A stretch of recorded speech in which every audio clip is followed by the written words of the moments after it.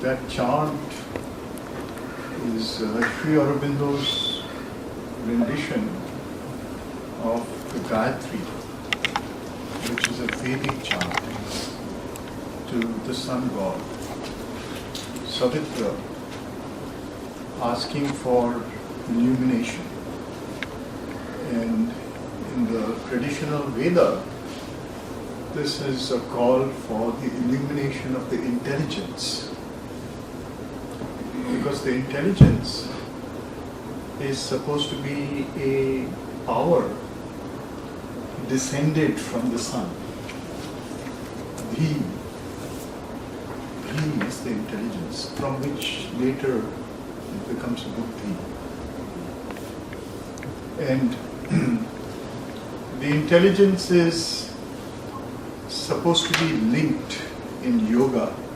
This is the yoga union to its source, from which it has become separated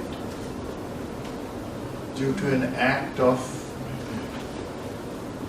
descent. And this forms the center of the Vedic mythology. And what we'll consider today is the link or the relationship between that mythos and the Upanishads. So the Veda, as we know, is difficult to date historically. But still there is a sense that if we compare it with literatures and other kinds of archaeological data, then it might have been from around 1500 BC.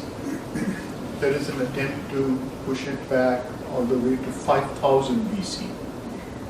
So it's difficult to date. At any rate, it has precedents. It's an oral literature that itself recognizes a past to it, a past which it refers to as the wisdom of the forefathers, Pitri. And these Pitri are referred to as the Angirasas. This is the name of the, whether we want to call it a clan of rishis or a kind of almost like avatars, descents of some kind that form the precursors of humanity. People who came with wisdom and whose wisdom is being re-voiced by the rishis of the Vedas. At any rate, the word Veda literally means knowledge. And early Indian wisdom literature identifies itself in a way that we might today call eponymous. In other words, it names itself in its identification. So, when we refer to a certain body of text as Veda, it means that this is embodied knowledge. In another way, this is like revealed literature, something which is received. Now, the idea of revealed literature itself is very profound, because what is revealed literature? Some wisdom literatures will delegate it to a completely impersonal source, like a tablet on which there was writing. No humanity was involved in it. Some other hand came and wrote. But the Veda complicates that issue, because from the beginning the human is involved in it. And to what extent is it human and to what extent is it inhuman is a question mark. It's a creative question mark. because it opens us to the whole idea of yoga. That which is revealed is received, and that which is received by power of opening to that which is revealed. And relates to the question, can we all receive? Is it a class of inborn beings that receive, or is it open to everybody? So this question of the special status of the rishis, the seers, the poets, they are also called poets, which immediately tells us that the poet, the power of being a poet, is somehow related to receiving illumination, revelation. And so this is the origin of the Veda. We'll come back, circle back to the Veda in trying to understand the Upanishad. But clearly by about the 5th century BC, the Veda has become a social form, and largely it is known through rituals at that point. It is possible that these rituals coexist with other forms in which initiates know the Veda. There may be forms through which the Veda is individually received as yogic literature, literature that helps to unite with the source that the Veda themselves talk about. Or I'd say or they may be part of a mystery literature. Mystery literature refers to esoteric rituals where initiates practice certain kinds of rites leading to knowledge. But more and more, there is a component to the Veda that makes them no longer understandable. They become purely fossilized and become the social structure. They lead to the social structure. And by the time of the Buddha, which is about the 6th century BC, they have become a privilege system, a system of privilege, in which something we see happening all over the world is repeating itself. The aristocracy and the theocracy collude to control society. And the knowledge gets lost. You have to go through this system to have access to the truth. An intermediary is necessary, and the intermediary becomes more and more powerful, becomes the source of power. And it is very possibly reasons of this kind that led to the next phase of wisdom. And you start finding that a new kind of language emerges. This language develops over a long period of time. If we are to date it historically, maybe it begins around the 8th century BC and goes on until the 2nd century BC. And it doesn't end. It straggles on till about the 4th or 5th century CE. And one would say that that kind of literature is repeated throughout history.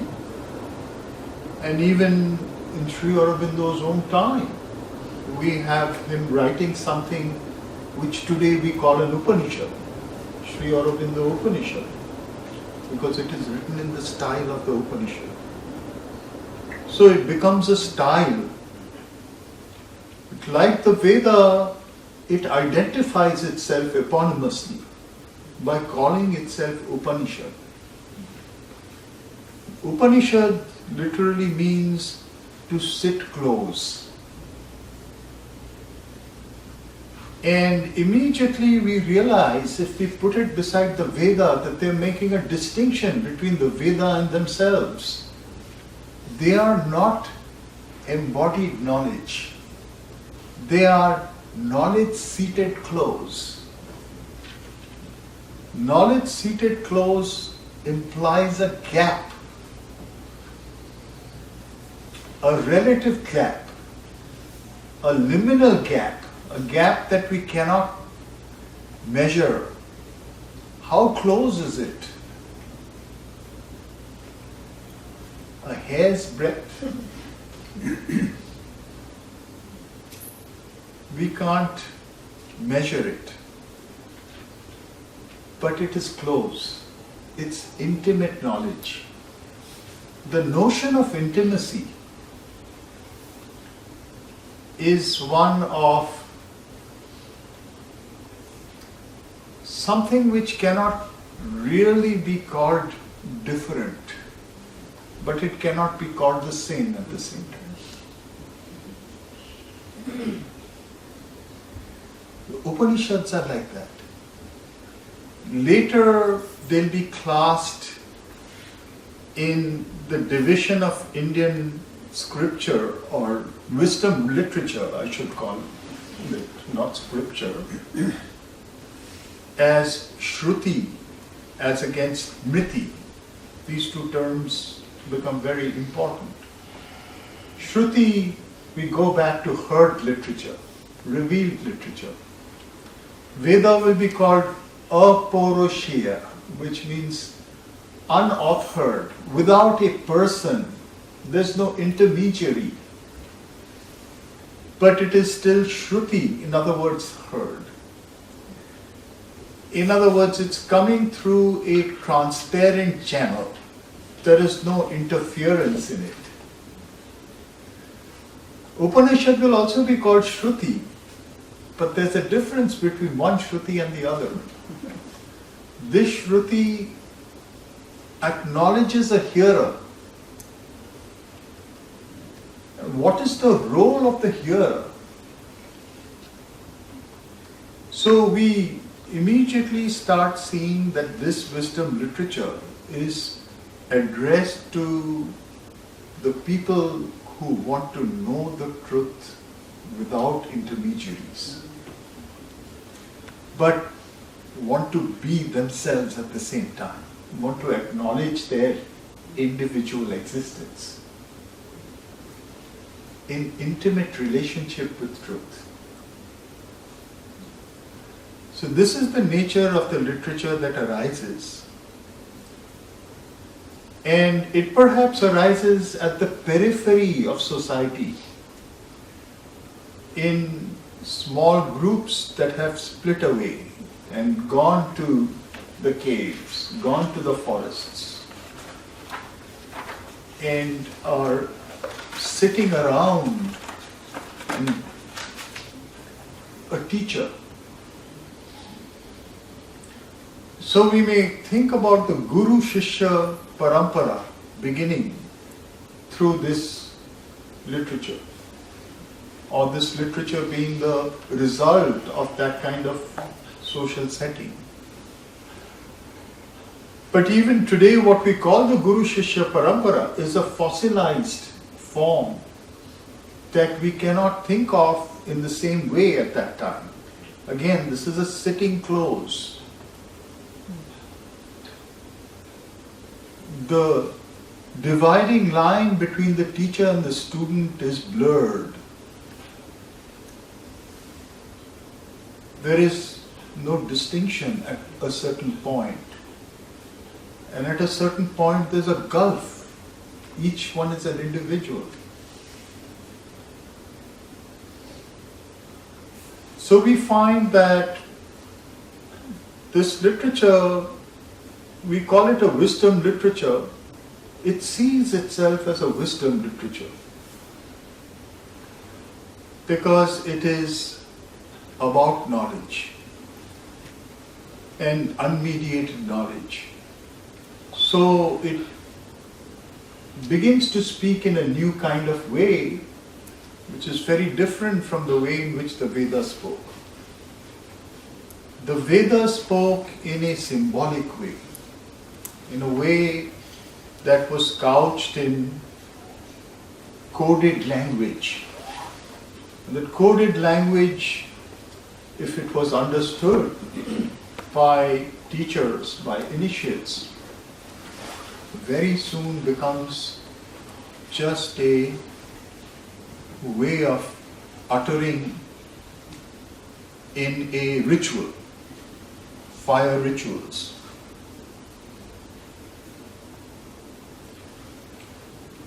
And the meaning gets lost over time.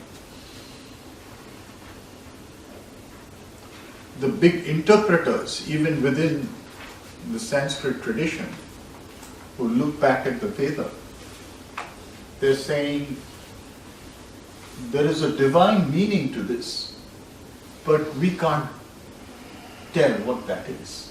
We can give you what the ritual meaning is. When we come to our times and we see Sri Aurobindo interpreting the Veda in a new way, giving us the code.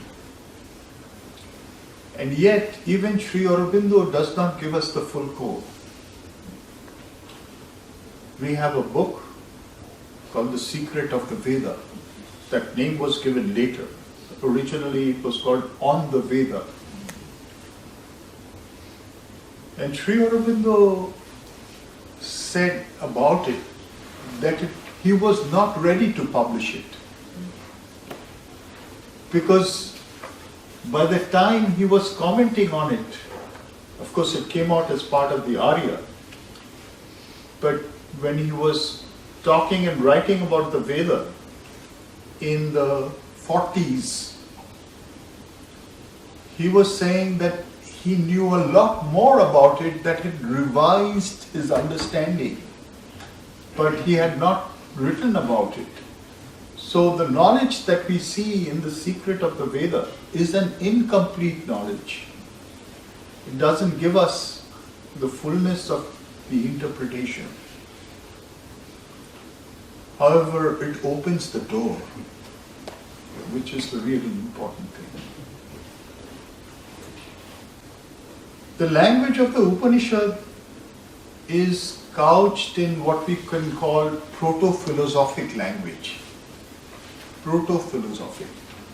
It's not the kind of philosophy that we see later, which is a reasoned,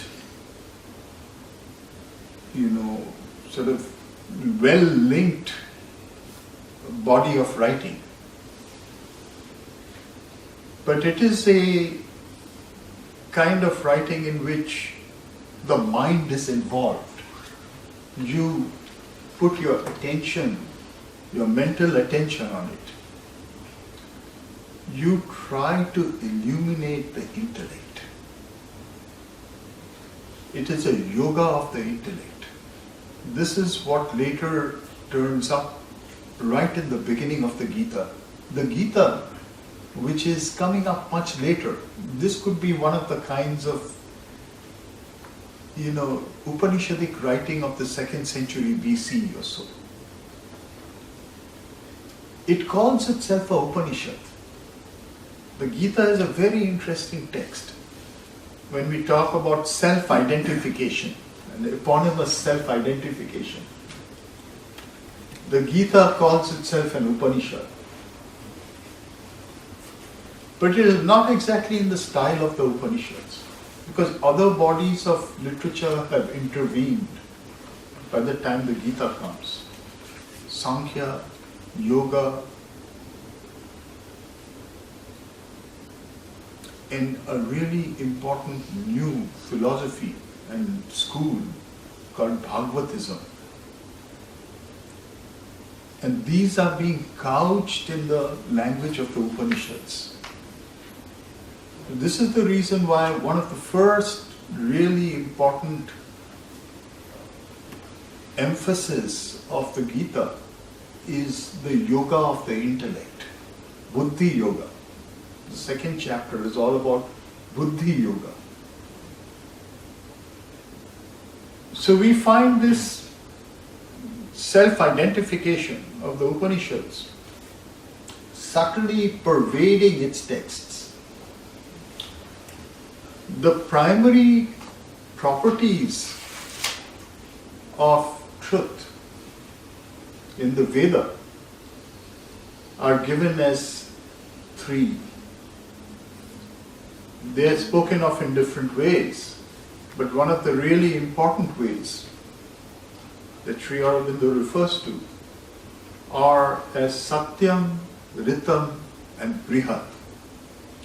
These are seen by Sri Aurobindo as the properties of the supermind. But you could as well take them as how the Veda sees the Brahman, the properties of the Brahman, the properties of conscious being, of conscious reality, of the one reality there is. Satyam means truth. It is true. Ritam means order. Something which has order, something which is held by some kind of principle. Brihat means vast. Sri Aurobindo sometimes translates this as the truth, the right, the vast.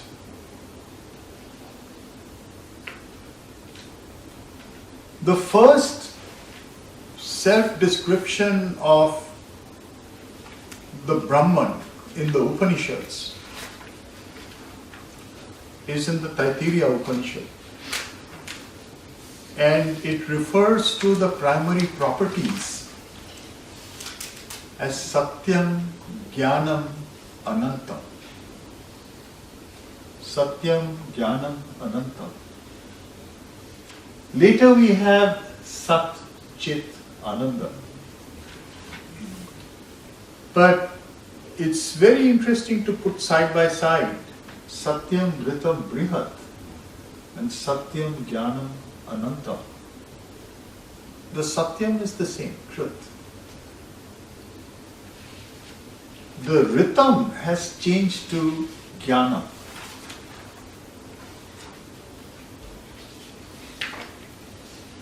In an esoteric sense, Ritam refers to the fact that there is a proper way to do everything. There is a way by which truth unfolds.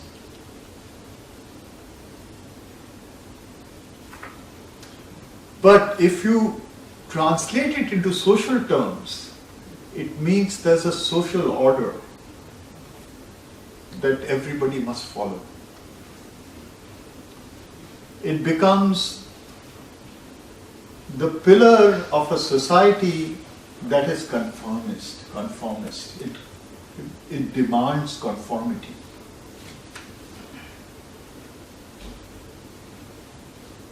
The Upanishads are taking that very term and pushing it back to its origin. To know the order, you have to know first. Knowledge comes before order. Jnana. This is why it's a wisdom literature. It is asking us to know first, rather than to obey an order.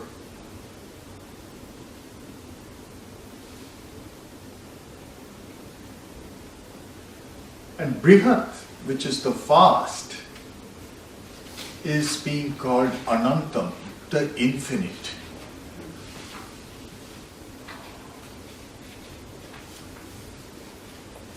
radically infinite. Not just the vast, but the vast without end.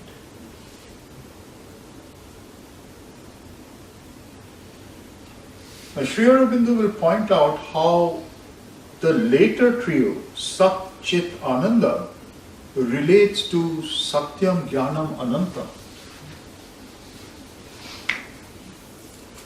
And he'll say that they are object and subject of the same thing.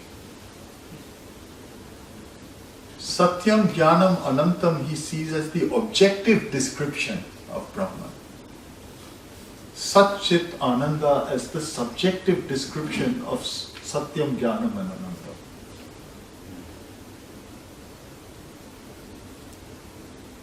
Truth, reality is being. Sat is being.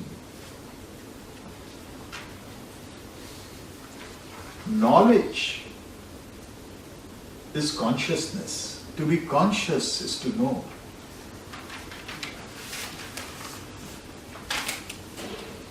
And the most interesting is the subjective-objective correlate of Anantam and Anandam or Ananda. And Sri Aurobindo says, infinity, the feeling, the subjective experience of infinity is bliss. And he explains how the mother does the same. The mother also has a passage where she's talking about bliss. And what is bliss? She's saying, we experience the greatest joy whenever we break a boundary. The knowledge, the experience of freedom is bliss. And that which has no horizons, that is bliss itself. Infinity is bliss, subjectively.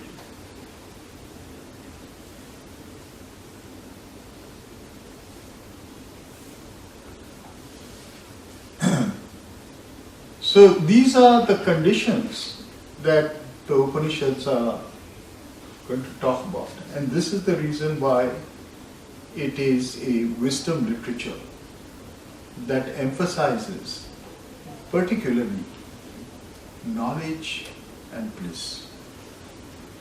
The aim or goal of the Upanishads is these two goals, knowledge and bliss. The experience of knowledge and bliss. So, without going too deep into these aspects, since I would love for us to make a beginning at reading some of the Upanishads themselves, I wanted to look at how this idea of knowledge,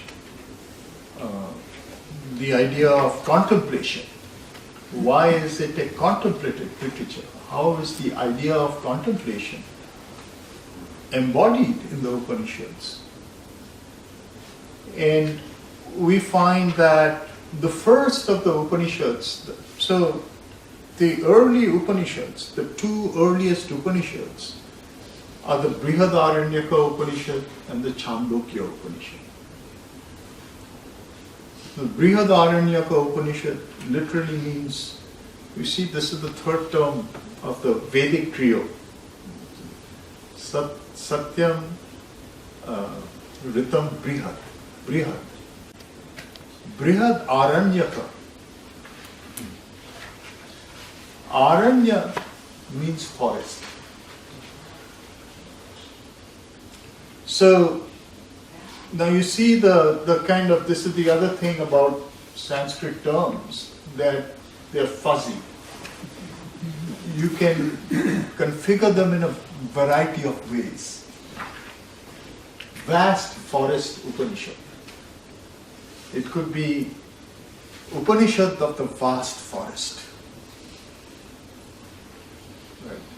In other words, something really deep and vast.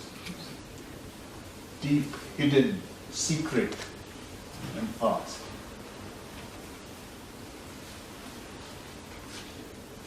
Or it could be vast Upanishad of the forest.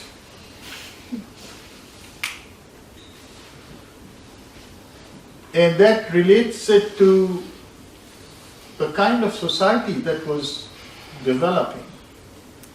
And there was a way out for the structuring of the polis around the fire ritual with the intermediary.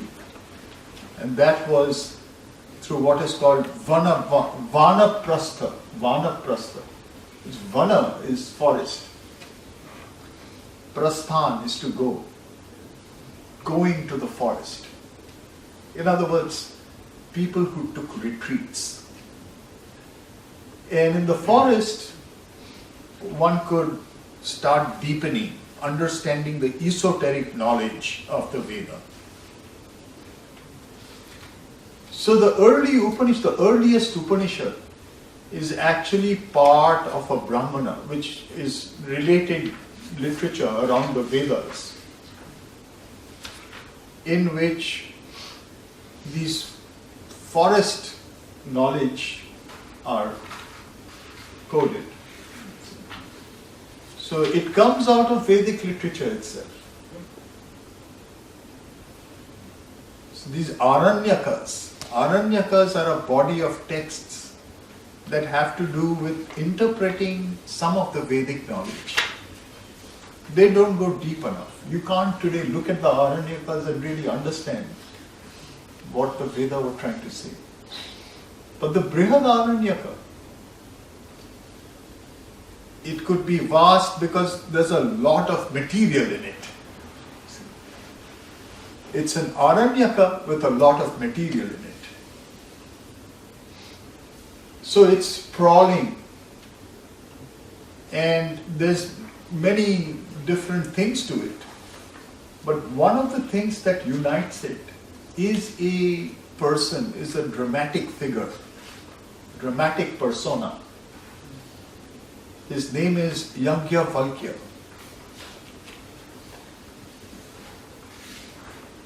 Yajnavalkya is a non-conventional figure. So this is where we find out right from the beginning that the Upanishads are couching themselves as critical literature or as unconventional literature.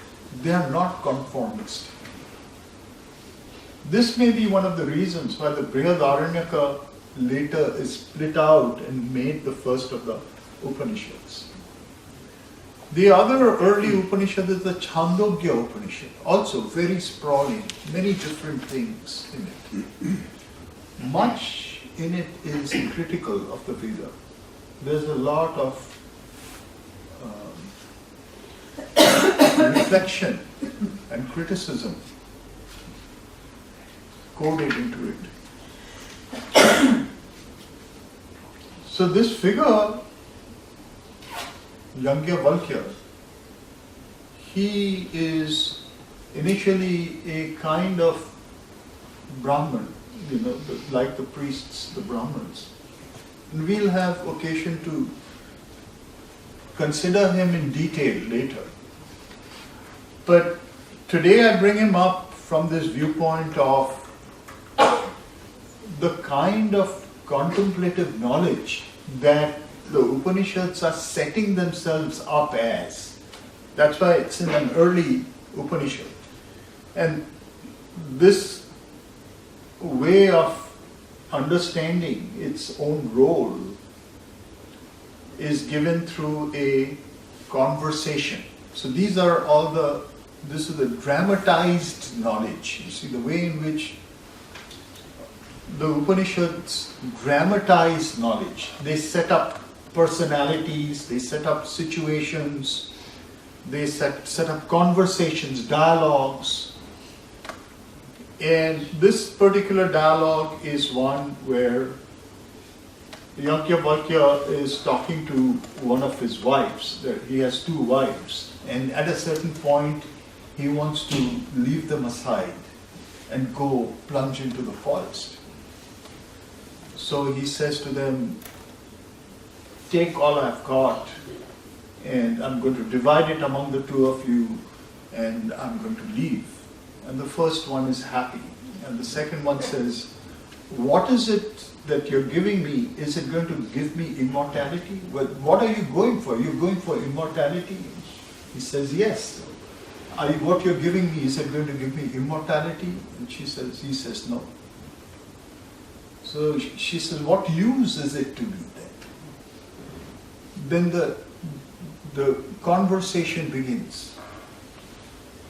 And in that conversation, he says at a certain point that what we are looking for is the self. And that conversation is very interesting, and we will later consider it. But it's all about the self with a capital S, Atma. So Atma, the term Atman, makes its beginning in this Brihadaranyaka Upanishad. So this knowledge of Brahman and Atman, the conscious being and the essence of the individual, the self, that the two are one. This is one of the pillars of the Upanishads, and it makes its beginning in the Brihadaranyaka Upanishad. So he says that the object of all knowledge is the self, the capital S, self. And how is the self to be known? By seeing, hearing, thinking, and becoming. This is the succession. By seeing, hearing, thinking, and becoming. In all things, you must see what you can think of as the Atman. In all things, you must hear what you can think of as the Atman. Applying your thought to it, you come close and become intimate with it. At a certain point, the intimacy loses boundaries. You blur the boundaries, and at a certain point, you become one with it.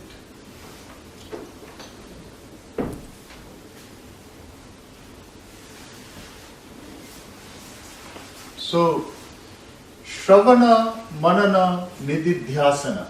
These are the three terms that I used. Actually, there's a fourth term used. And I'll tell you why I said three terms. Because today, if somebody tells you about this particular colloquy, they'll use these three terms. And they use these three terms because it is the very foundation of oral knowledge. The Guru Shishya Parampara is founded on it. And many, many schools to this day, in different disciplines, will have the teacher tell the student this phrase, Shravana, Manana, Nididhyasana. Hear, reflect, become.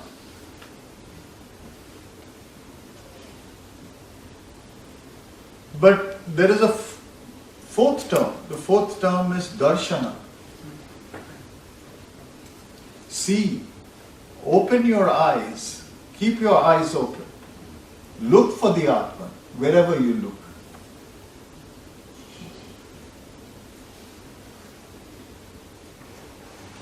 And that's a more active, you see, this is one of the other reasons why it gets gradually pushed to the side is because, again, like at the time of the Veda, a distinction comes up between life and yoga.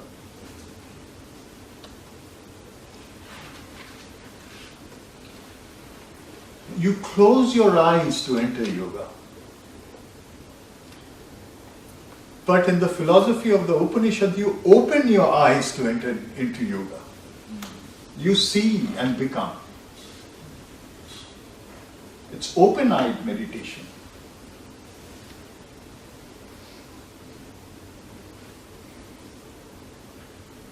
So this leads to certain cultural manifestations as well. The entire area of Indian art is based on darshana, and it is darshana manana nididhyasana that is happening there.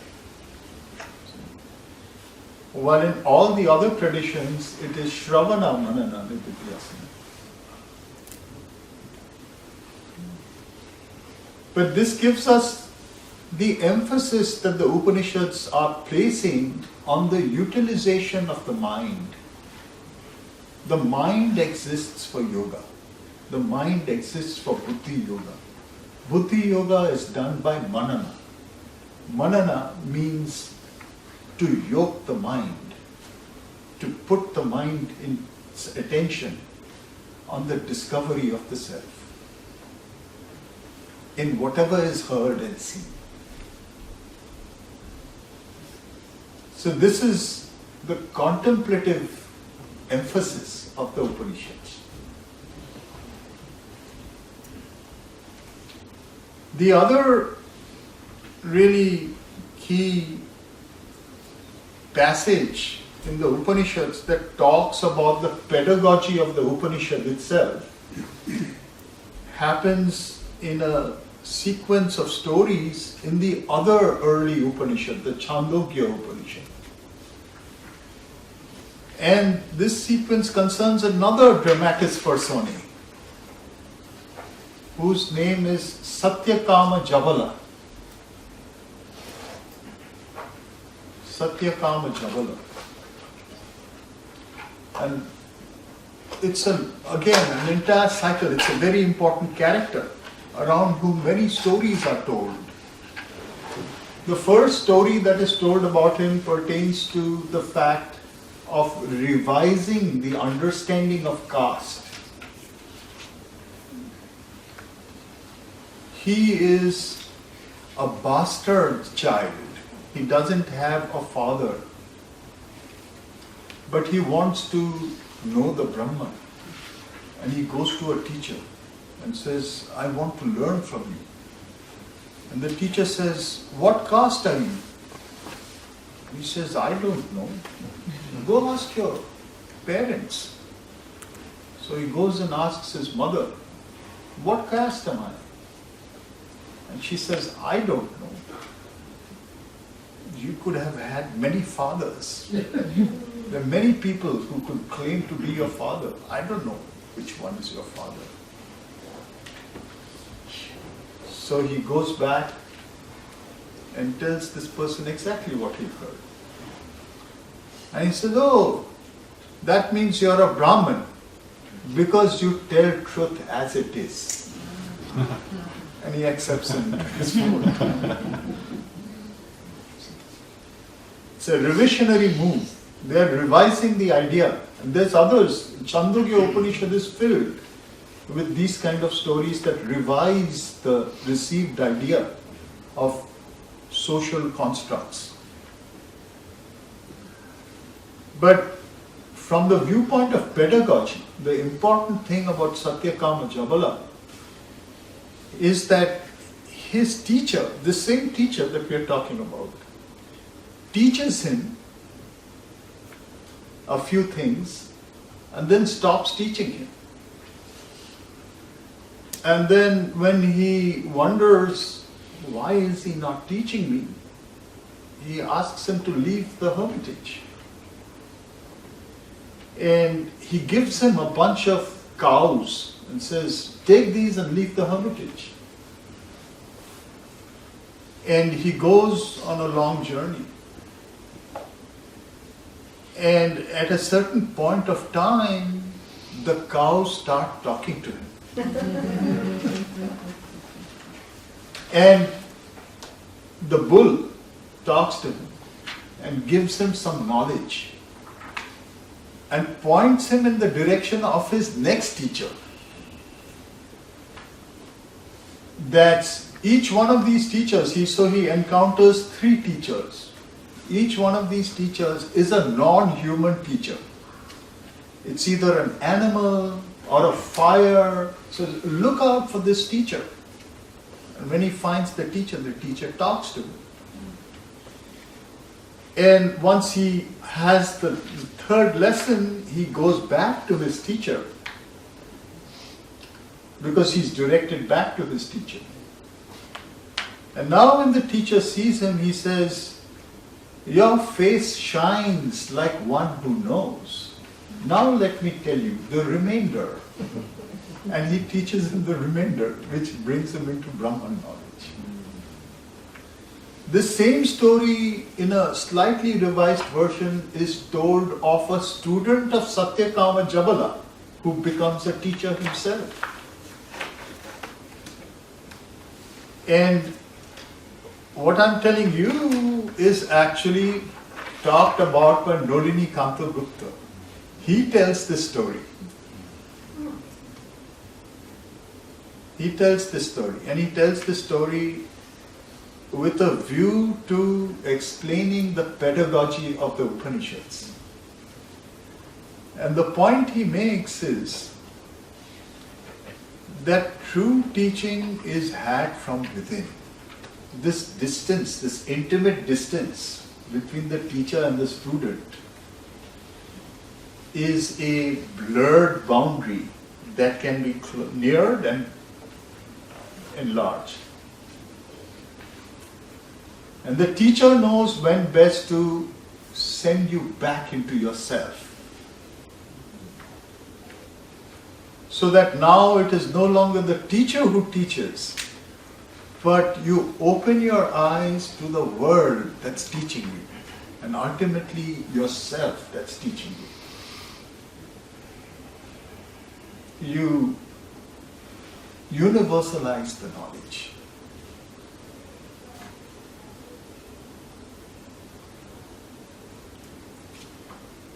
So that's the pedagogy of the Upanishads. The Upanishads are pointing again and again to unmediated knowledge that one can have by oneself, that the teacher can facilitate, but the teacher's job is to let you find it in yourself and in the world. So the Upanishad, the language of the Upanishads gives us many devices through which self-knowledge can be cultured through contemplation. And what are some of these devices? I'd say the first device is the idea of mantra. The idea of mantra has already come with the Veda, because the Veda, that's the first use of the idea of mantra. And the notion of the rishi, the seer, who receives mantra and voices mantra in the text.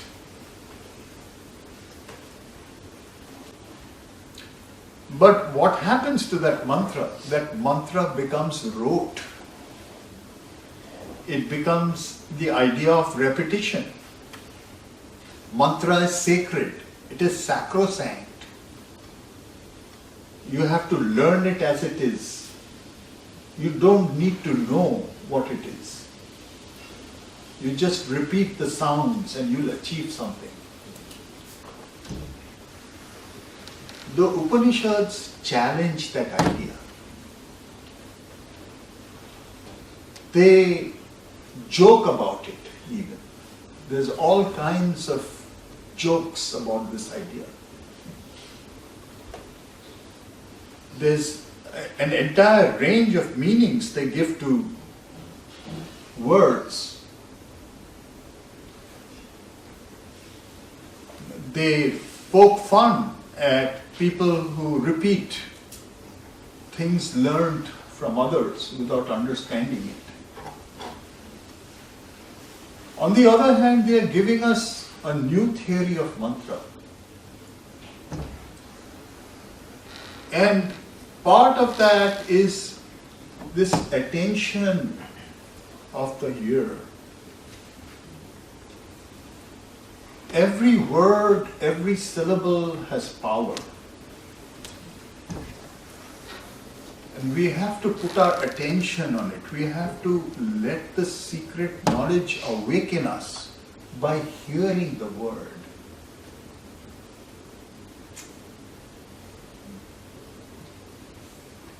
Hearing the syllable. So even syllables, like the great contribution of the Upanishad, the very beginnings of the Upanishads are giving us the first seed syllable of mantric seed syllables. And that is the word Om, which is what we started with. Om. Om is a contribution of the Upanishads.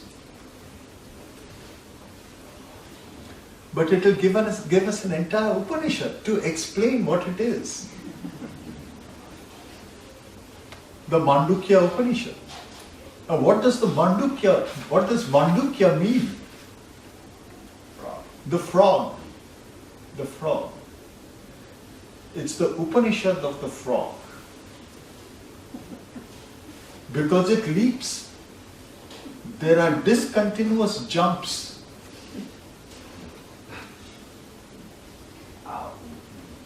Yeah. Pause. It's one and yet it's three. Four actually. Four. That's four. Turiya.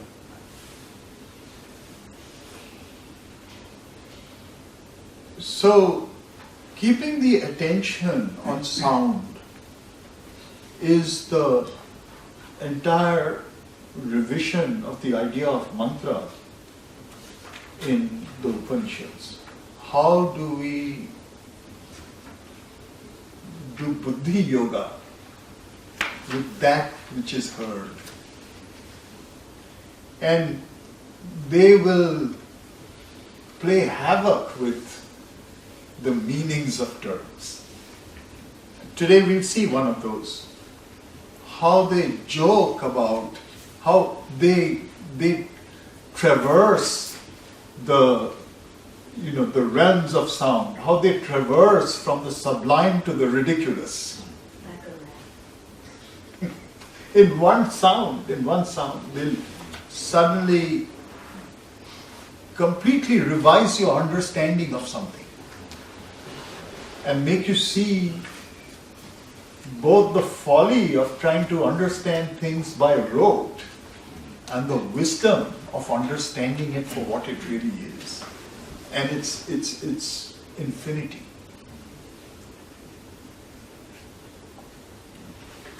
So that is the contemplation of sound, of mantra that the Upanishad gives us. The seed syllable is something it contributes. Today we think that the seed syllable is a contribution of Tantra, Bija. But it really originates in the Upanishad. Of course, Tantra makes a science of it. Kashmir Shaivism makes a science of it. But it is arising out of the Upanishad, out of the more free form,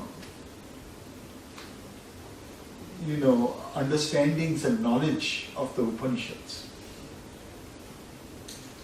Pre-science, or proto-science of the Upanishads. The other aspect of the mantra is what is called the Mahavakya. So Upanishads will be written in a way in which ideas will be presented to you. And once a kind of a set of ideas are given, they are summarized in a single short sentence. Soham, I am that. Tattvamasi, thou art that. Aham Brahmasmi, I am the Brahman. Nityo Nityana, the eternal in transient things. Little sentences like that. And so the idea is, once the whatever is being expressed has gone into you, you've put your mind on it, they'll give you a little nugget to hold on to. And we see the value of this in Sri Aurobindo's own life. He'll tell us that after his nirvana experience, for almost a year, he lived in that experience in the middle of life, and then was thrown by Krishna's grace into the jail. And when he was thrown into the jail, he was thinking to himself that I am free. But it was pointed out to him that ego resided in the details of his life. And to eradicate that, he practiced a Mahavakya. Sarvam Khaluvidam Brahman.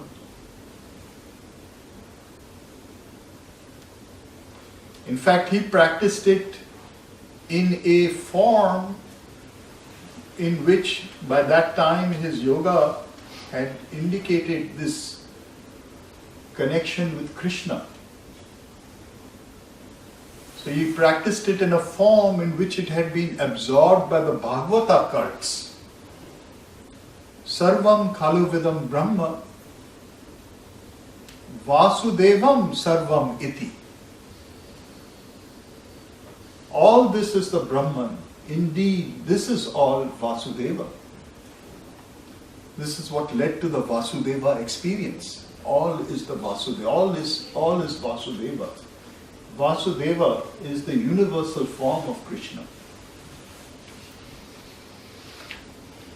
He saw Krishna in all things. This is the result of practicing the Mahavakya. The Mahavakya as a contemplative exercise in fact, there's a place in Sri Aurobindo has given the answer to the question, what is the best meditation? In a variety of ways, but this is one of them. The best meditation is the constant open-eyed meditation on the idea that all is the Brahman. The 24/7 fixing of the mind on that idea. This is Upanishad as contemplative literature. This is Buddhi Yoga.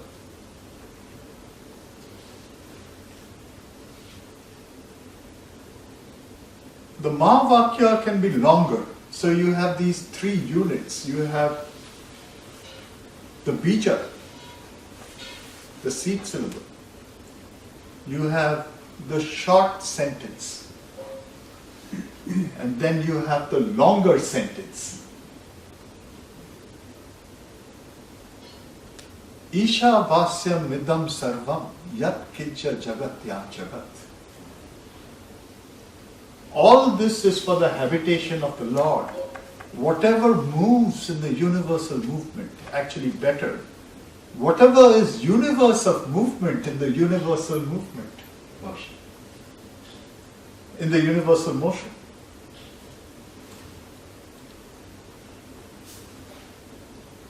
It opens a whole world. It opens a whole world. You see things differently. Process philosophy. There is no entity, there is only process. But there is entity within every process, because the whole thing is the becoming of the Lord. Every becoming within the becoming is the becoming of the Lord, yet it is one becoming and one Lord. Just that perception, one can practice that perception throughout the day, in whatever one sees.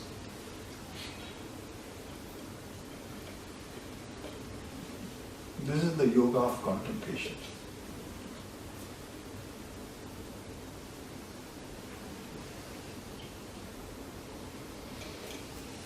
Then the Upanishads will utilize a variety of other devices. It utilizes paradox.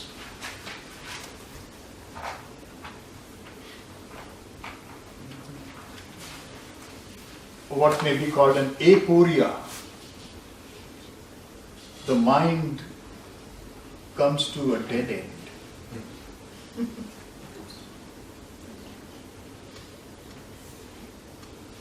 And it just has to hold its attention at that paradox point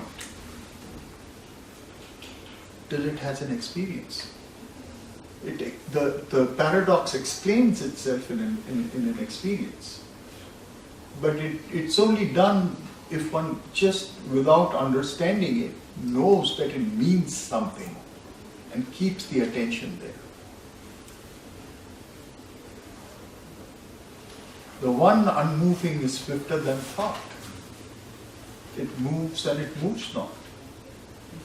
It is very far and it is very close, very near to you. Can be a contemplation that is 24/7, all the time. One can hold one line like that. This is the foundation of what is called the koan in Buddhism, in Zen Buddhism.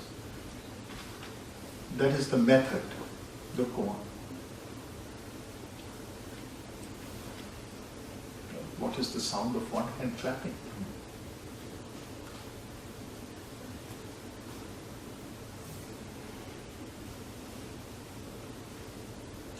Takes you beyond what is logical, what is rational. Uses the mental attention to take you beyond the mind. They also use puzzles. Upanishads are full of puzzles. They'll give you a strange kind of construction of some sort with all types of numbers and designs and ideas within that construction. You contemplate it. Let it reveal itself.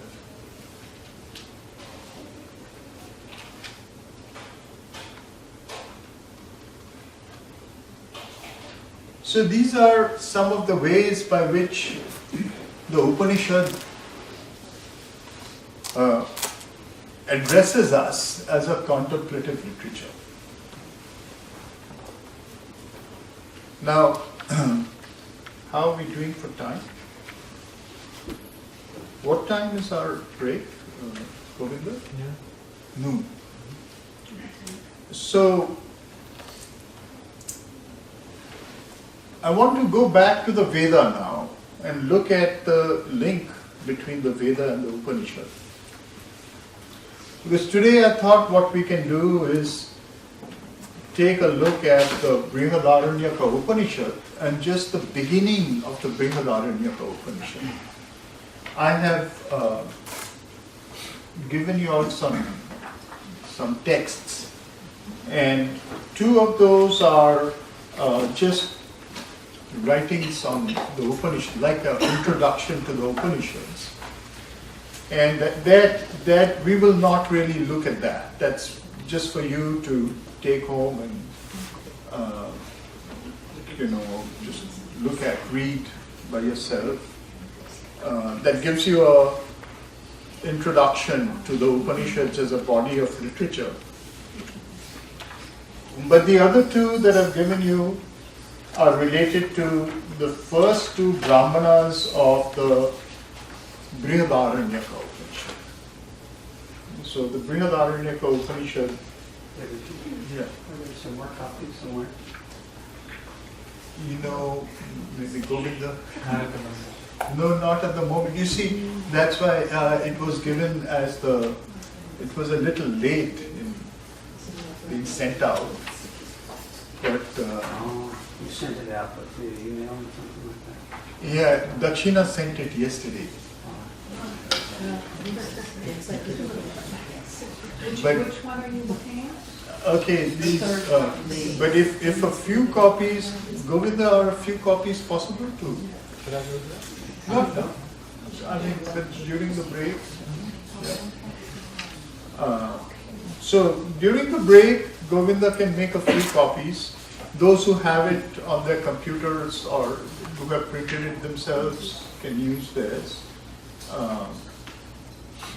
Basically, it's the first two Brahmanas of the Brihadaranyaka Upanishad. What's the title of the PDF? Just so I have it saved. So I Yeah. can find the same. A synopsis of the first two. So the synopsis is the interpretation that we'll deal with, and there's another one called the first two Brahmanas of the Brihadaranyaka Upanishad. That, yeah. Adhyaya. Yeah. Wait, were there First four? one. It's the fourth file. It's the fourth file. I didn't have three files. Yeah, it's not three. The fourth one, I sent it. Is this the one called first? Yeah. Okay. That's those are the passages that we'll be looking at.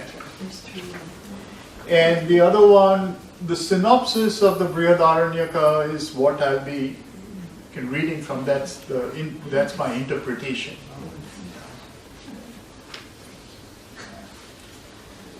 So that's what we'll consider today.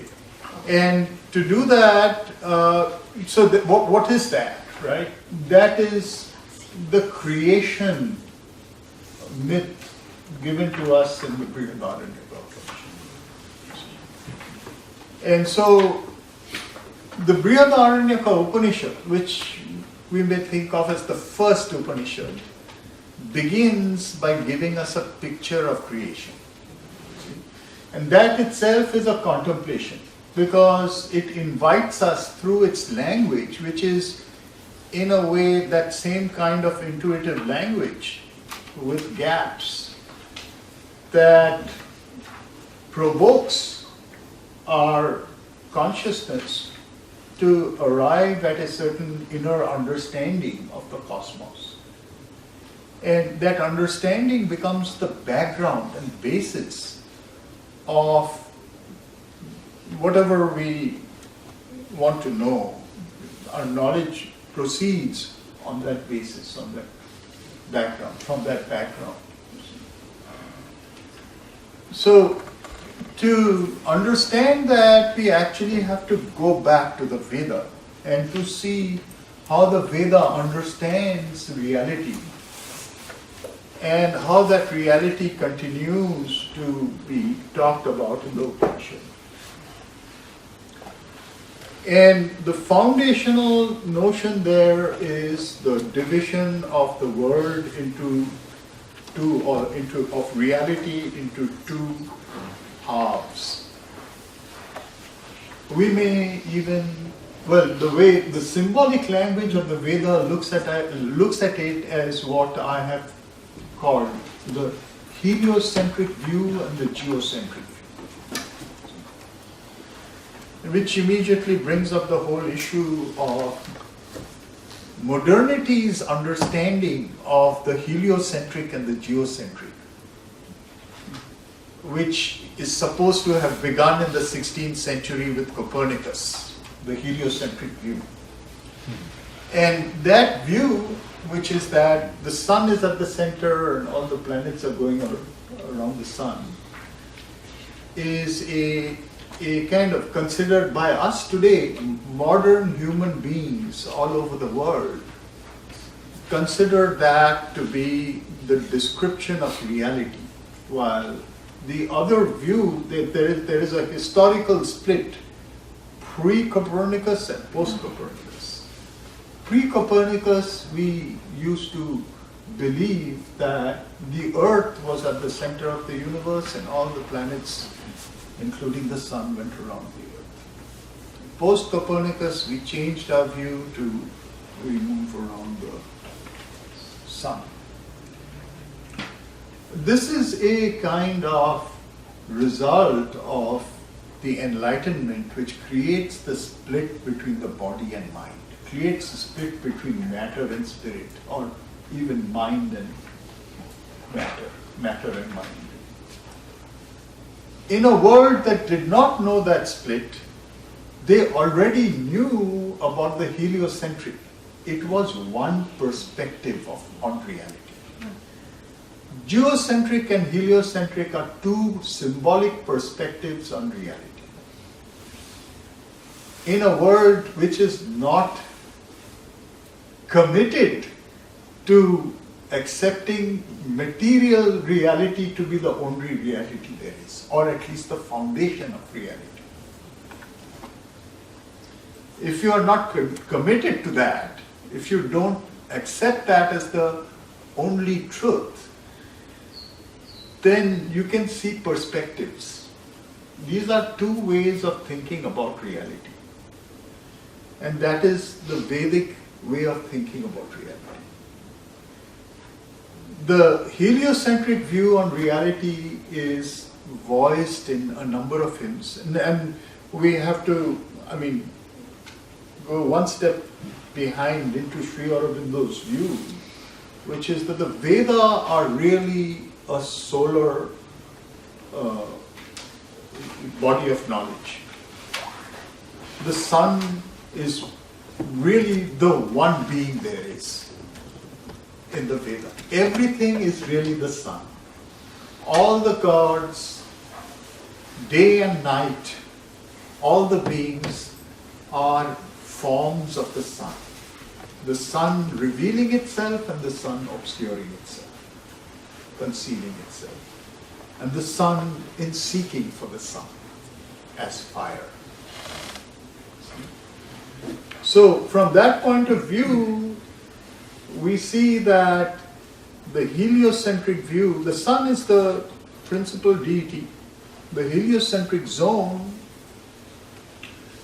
is actually a zone, not just the sun. It's the solar realms, as he calls it. The solar realms are characterized by the goddess Aditi.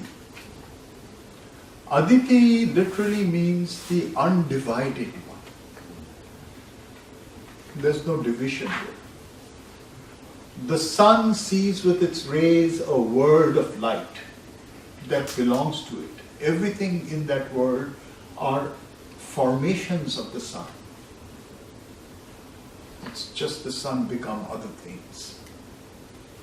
And everything sees with the light of the sun.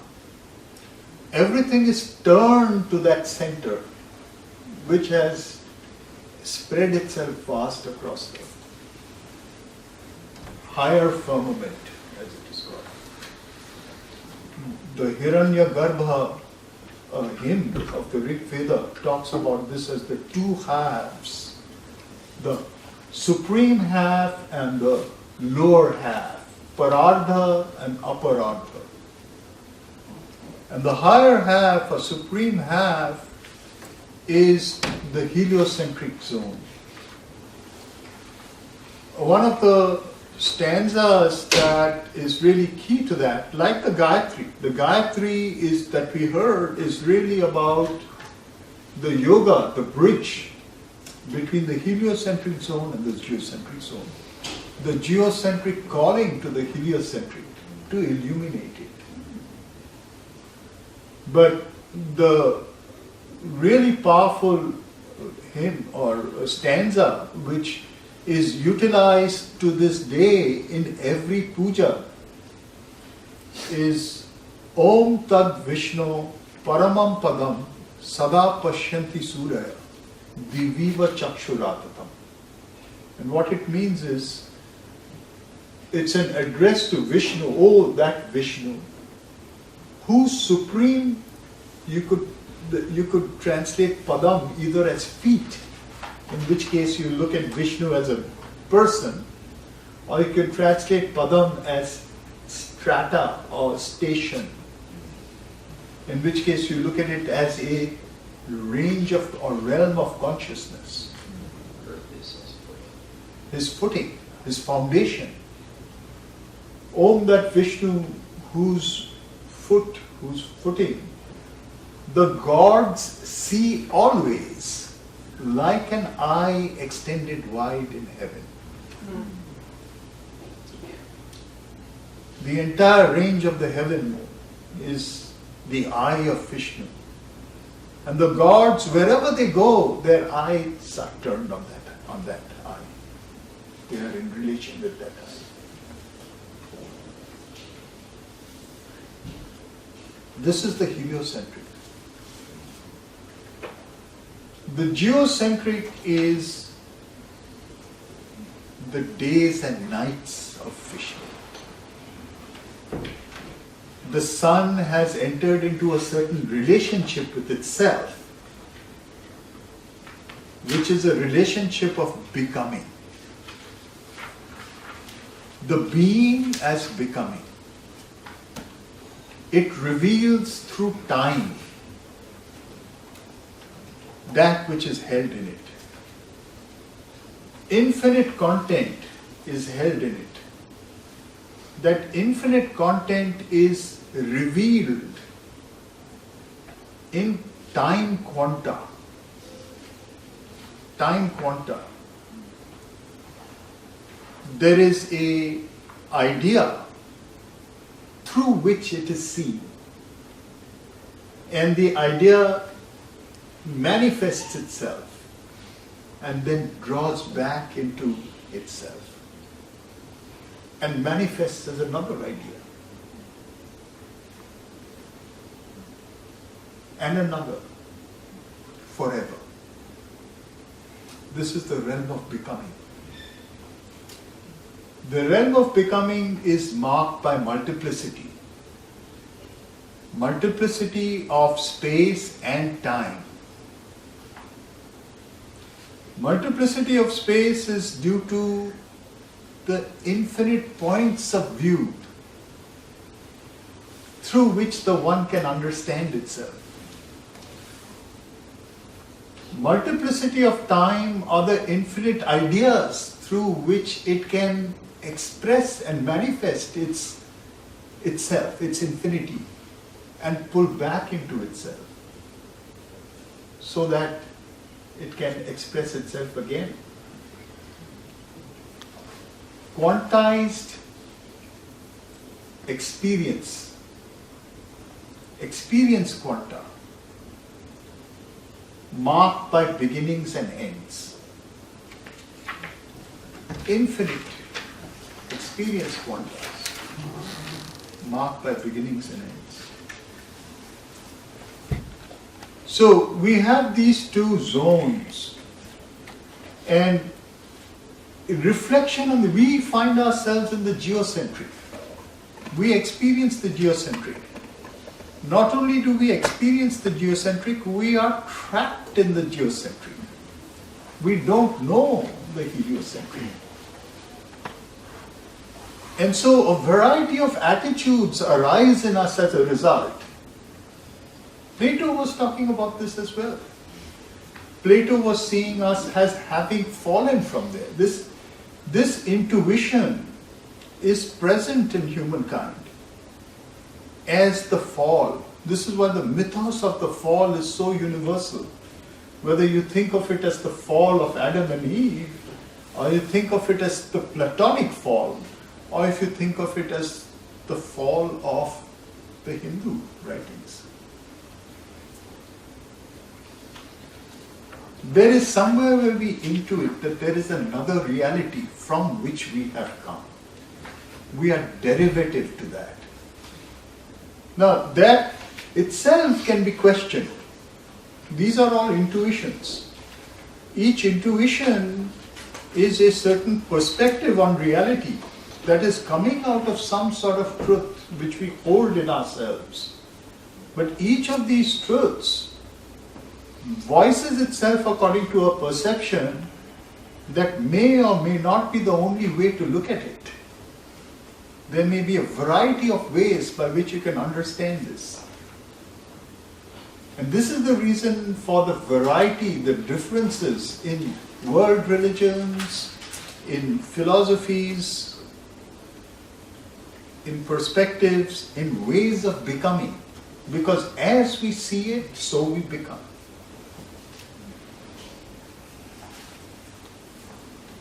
And that variety is given to us.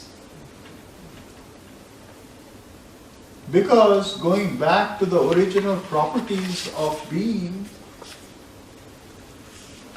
Satyam, Jnanam, Anantam, or Sat-Chit-Ananda, according to the mother,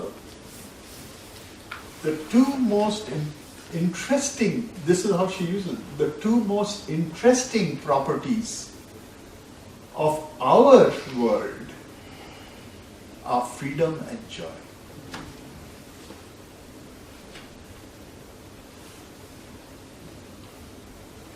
Anantam and Anandam.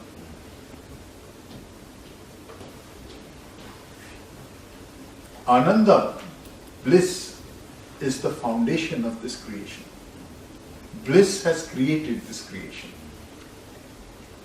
This is the creation of the Anandamaya, of the all blissful. And it is leading us towards the manifestation of the all blissful.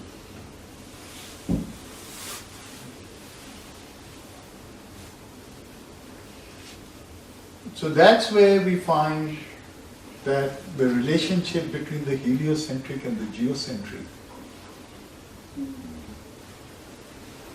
codes into itself freedom and the bliss of seeking in infinite ways. The bliss of freedom.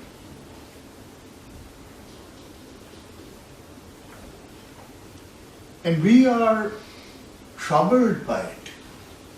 We are troubled by it because we can't handle infinity.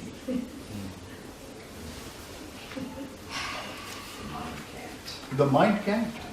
And so we find that we try our best to become one. And that becoming one is under the aegis of the mind always a forcing of others to become yourself. Because the mind operates according to the law of the excluded middle, which means if A is true, not A cannot be true. If you start with the premise that I am true, nothing else can be true. It is only seemingly true. It is true to the degree that it is like me. Or it enters into relation with me. And a relation in which I can be affirmed through it.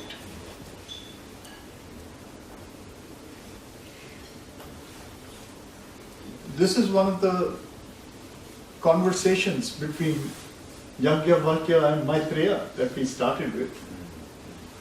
That's the beginning of the conversation. He says to her that the husband loves the wife not for the sake of the wife, but for the sake of the self. And Nolini will talk about this as well. You say, therein lies an entire range of perceptions. What is the self? It can be the narrow ego, in which case what you want is the wife to be your slave. Or the wife wants the husband to be her slave. Or it can be the one self that is in all selves. But even to put it like that, this is where Nolini's brilliance comes in. Even to put it like that is to look at one self without its infinity.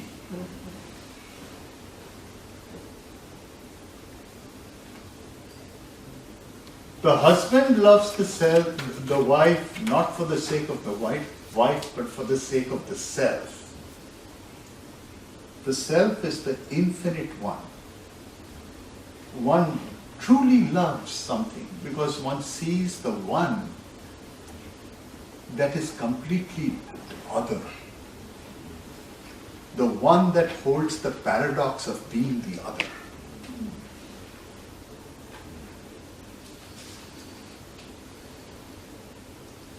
One and other. This is Upanishad. This is sitting really close. This is intimacy.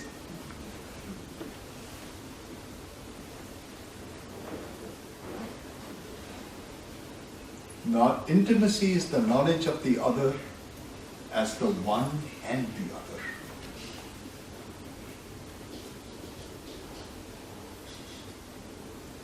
And everything in between.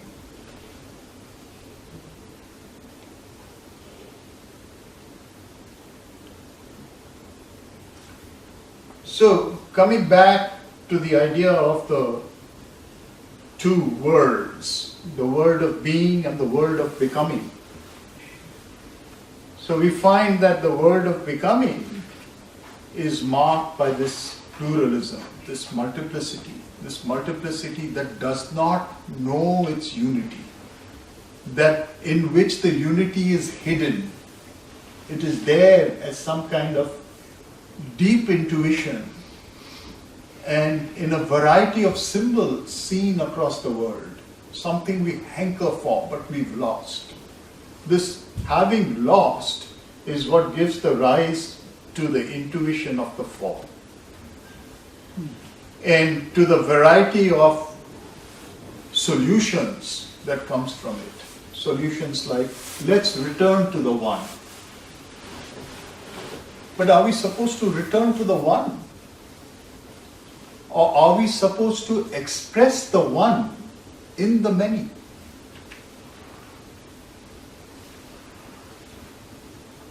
The realization of oneness and the practice of difference in oneness is the whole of the yoga. Sri Aurobindo, chapter called Oneness. Can you say that again? The realization of oneness and the practice of, it's the other way. The practice of oneness in difference is the whole of the yoga. The practice of oneness in difference. It sees the different to be different and one at the same time.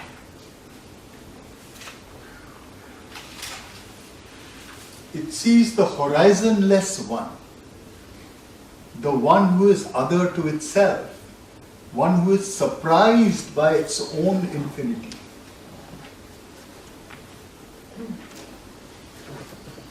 Surprised by infinity, that's a cold silence.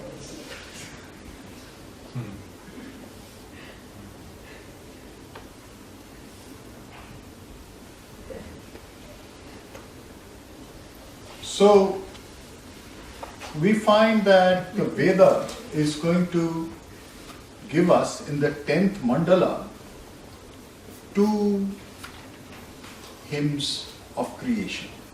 And these have been seen as very enigmatic. One of them is the basis of the caste system, and it has been really castigated. People only look at it for that factor. It is called the Purusha Sukta. It talks about the sacrifice of Purusha. Sacrifice of Purusha, which means the Purusha dismembers, is dismembered, is cut up into parts. Or to use our language, the heliocentric becomes geocentric. The one becomes the many. Multiplicity is experienced by the one.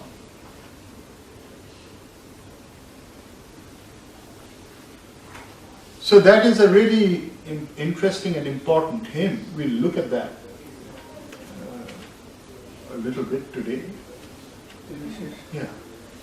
genre. Is the Veda shamanic? So that's a difficult question to answer, John Robert, because it's yogic for sure.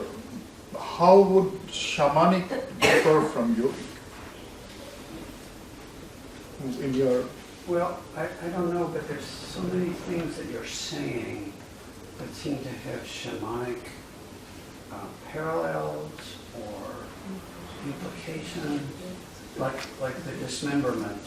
yeah, I mean, that's a shamanic practice. yeah, Or experience Yeah. rather than practice. very true, absolutely very true. So my understanding of this is like this, that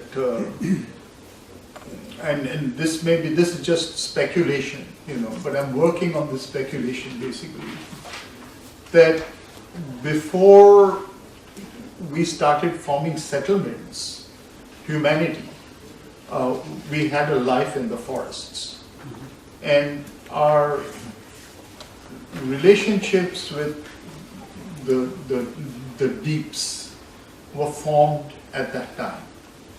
And at that time, we had a really intimate relationship with the forest, with animals, with plants, with the other worlds. And those who cultivated that were the shamans. And they represent a certain kind of knowledge that, in that sense, is wild. But we then formed societies. And that figure was brought in. You see.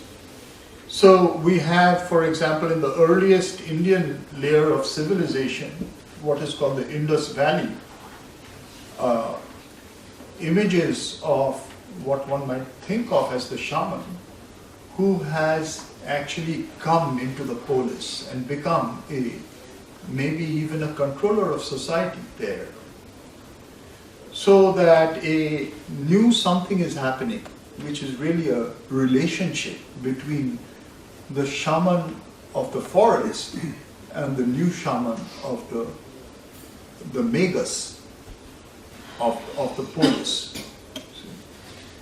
And then what happens is that there's a 1,000-year gap before what we know of as the Veda appears.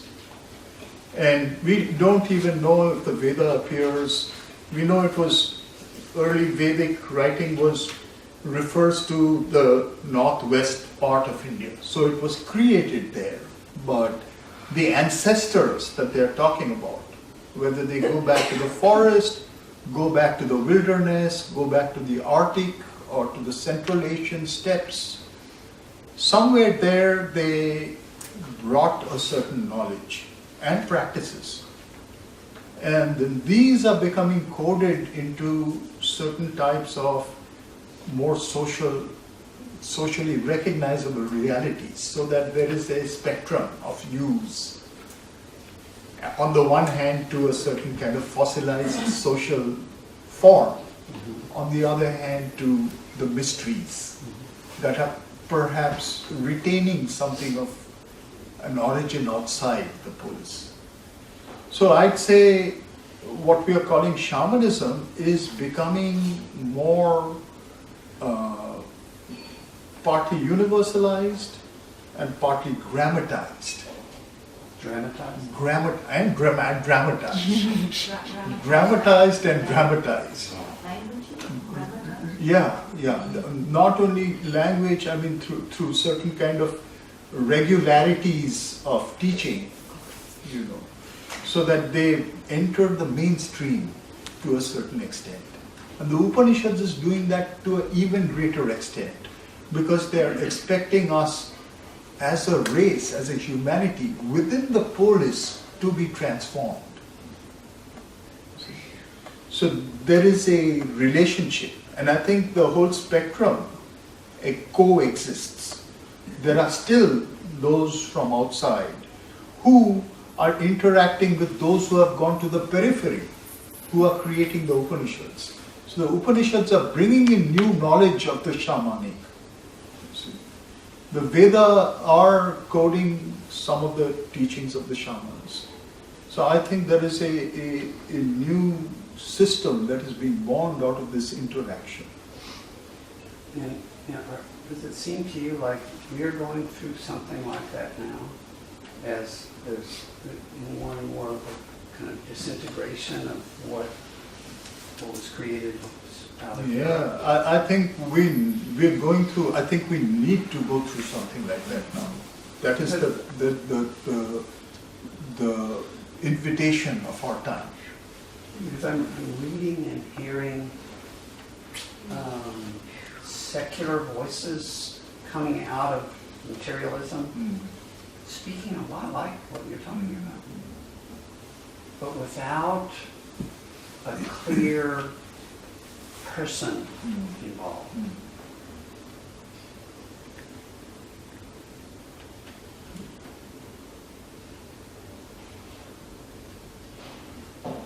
Glory. Yeah, I think that I was feeling the same as John Robert, that there are similarities with the Mesoamerican tradition. And I cannot tell about the shamanism, but it sounds sort of that it was there some knowledge that is maybe common all over. Yeah. And in the main temple in Mexico City, they discovered a big stela, very big, and represents the moon being dismembered because the sun is being born, to be born. So the legend says that there are 400 warriors trying to kill this baby before it's born. So, but the baby is the sun. So they kind of arise and everybody disappears, just the sun appears. It's a beautiful kind of comparison. I would say the solar. Yeah. See, this is why I was saying that there is a common intuition that is being voiced in different ways. It's almost as if we carry this root within ourselves, and throughout, the ancient world, different myths are voiced which are slightly different angles on the same. And I think of what you were saying about the shamanic. I'm thinking of the culture of Egypt, and the wonderful statues that have always drawn me of the human-animal combination. The head of a human and the body of an animal, or vice versa. And it may be that a symbol of the integration of these different types of consciousness kind of trying to come together. Right. And maybe that is there's still existing power when you're in the presence of So that again is coming from our shamanic past, which is shape-shifting, where the animal and the human are really in an intimate, again, this is the intimacy. Intimacy leads to hybridity at one point, where the kind of edges get blurred and one becomes the other. And forms something new. One becoming the other does not abrogate either, but creates the new, a third. Or they separate back into two to have relationship of what they were.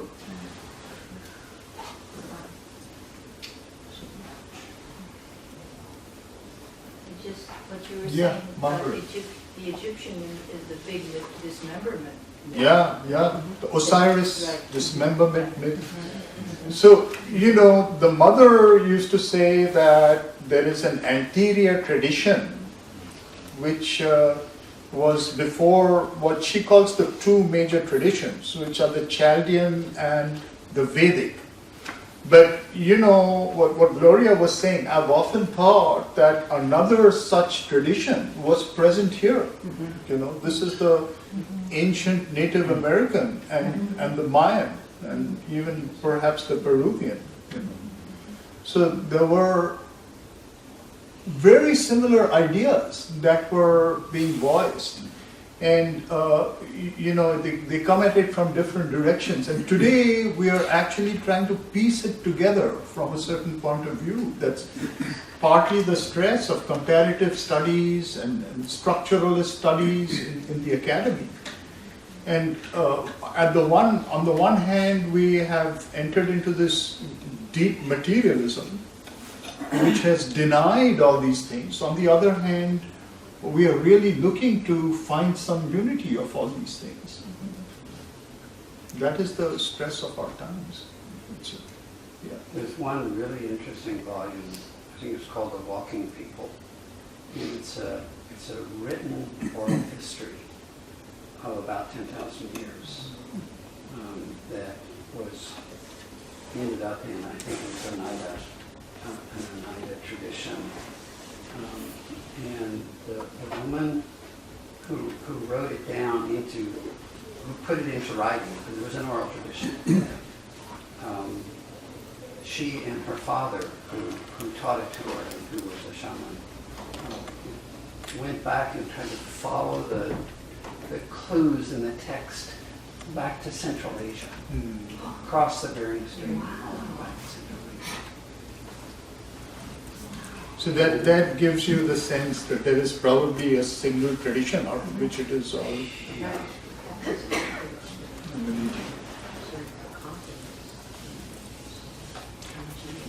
And even if that was not the case, this is the legacy of truth. I mean, even if it arose multiply, it is the legacy of truth. Or if it arose through relationship of people who traded or came into contact in some way. Or warred. What is that word you use? This is the legacy of truth. Truth. Yes. Maybe DNA. Debashish, Yeah. is it not in the earth itself, the evolution into matter that we have evolved out of? Can we not take it that deep? We'll come to that in a moment, because earth, to talk about earth is also a beginning. It's even more primordial than that. Like we'll see today in the Brihadaranyaka Upanishad, they'll talk about the earth as the froth, the frozen froth of the waters. And even below that, the invisible mind. And even below that, the nothingness that had no name, into which the involution took place.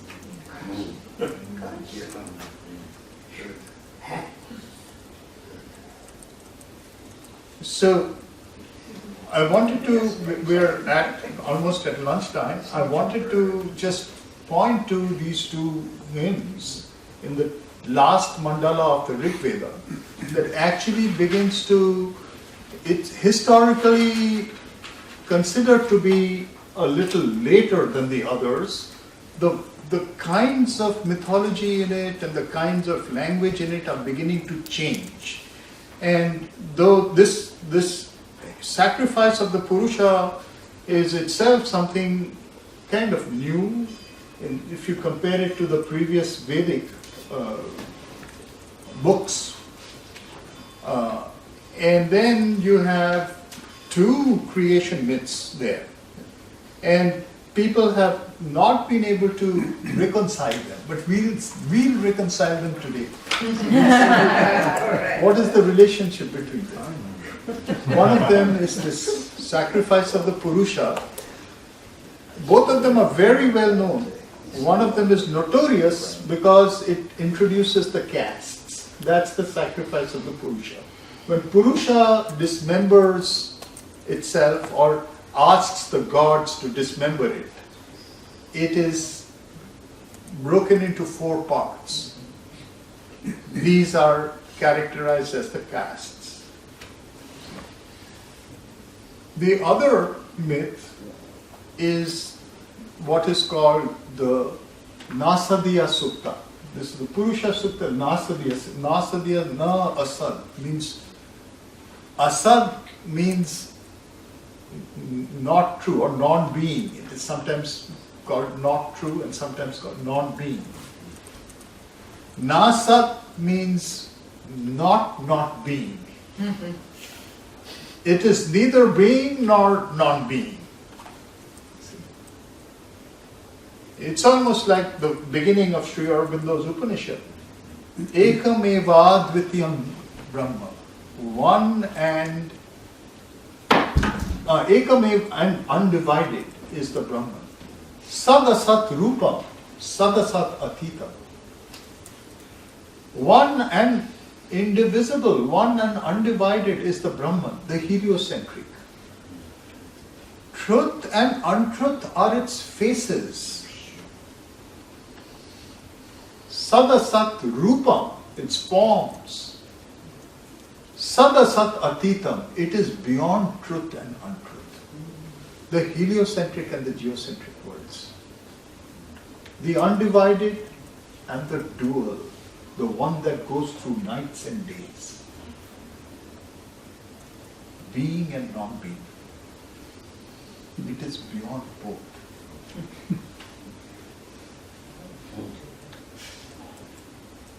So the Nasadya Sutta is about the nights and days, and it's about really the same creation talked about in another way. One could say the first one is a downward causation, the second one is an upward causation. It starts from the involution. The other one starts from the top to the right, becoming the involuting. The other one evolves from the involution. This is not how it is seen, because most people will just talk about the two as two separate things. But these two perspectives, these are the two perspectives. The perspectives of the Helios and its relationship to the earth, the geo, and the perspective of the earth and its relationship to the earth. So earth to sun would be evolution, and could you say that's also kind of wideness? I mean, and then the sun to earth, involution, and that's interiority?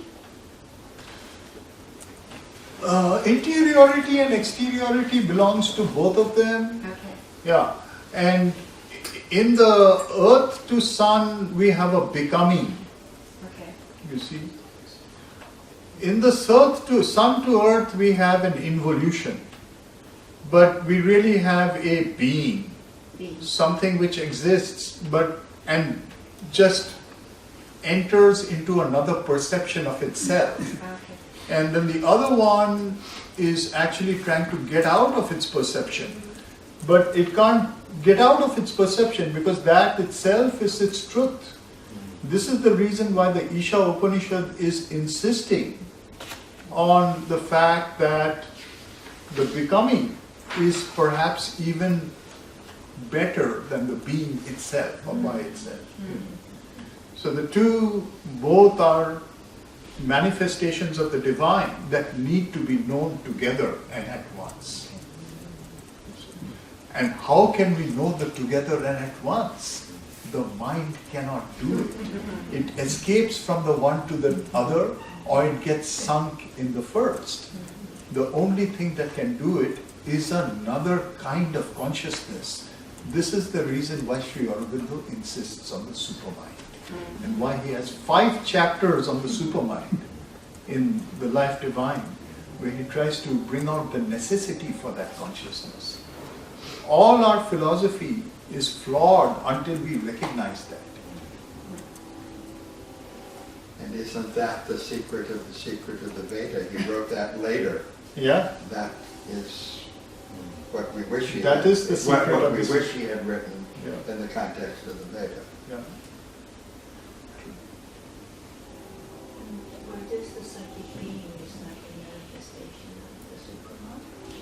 Yeah, that is in the multiplicity. So the multiplicity, whether the sort of multiplicity in space or the multiplicity in time, in every one of its multiples houses the only one. Isha vasyam vidam sarvam yat kincha jagatyam jagat.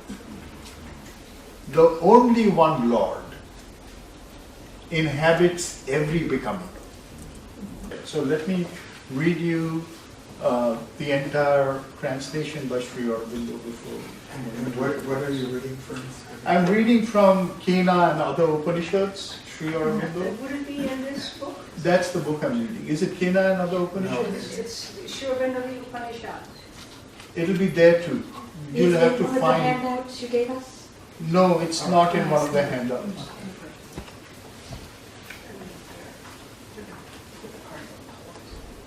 This you look in that book for Brihadaranyaka Upanishad Okay. translation. Dawn is the head of the horse sacrificial. The sun is his eye. His breath is the wind. His wide open mouth is fire. The master, might universal. Time is the self of the horse sacrificial. Heaven is his back, and the midworld his belly. Earth is his footing. The region are his flanks, and the lesser regions their ribs. The seasons his members. The months and the half months are their joints. The days and nights are his standing place. The stars his bones, and the sky is the flesh of his body. The strands are the food in his belly. The rivers are his veins. His liver and his lungs are the mountains. Herbs and plants are his hair. The rising is his front, and the setting is his hinder portion. When he stretches himself, then it lightens. When he shakes his frame, then it thunders. When he urines, then it rains. Speech, verily, is the sound of him. Day was the grandeur that was born before the horse as he galloped. The eastern ocean gave it birth. Night was the grandeur that was born behind him, and its birth was from the other waters. These are the grandeurs that came into being on either side of the horse. He became Haya and bore the gods, Vaja and bore the Gandharvas, Arvan and bore the Titans, Ashva and bore mankind. The sea was his brother, and the sea was his birthplace. That's section 1. So we'll go through section 1 first, then we'll go through section 2. So let's stop here. And we are going to do this both in the original, and as we do the original, we'll look at my interpretation here.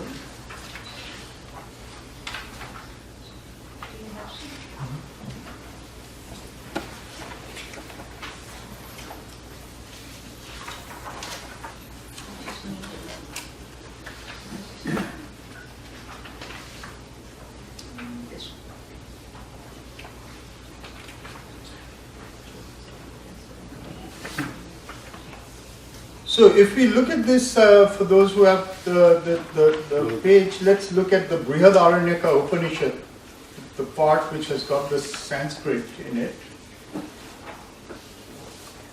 And, you know, first there's the Sanskrit writing, then there's the transliteration, then there's the word for word meaning, and then there is the English.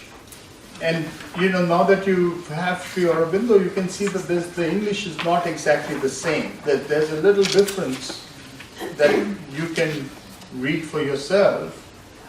But what we'll do is look at the third one, because that has got both the English meanings, the word for word meanings, and the words.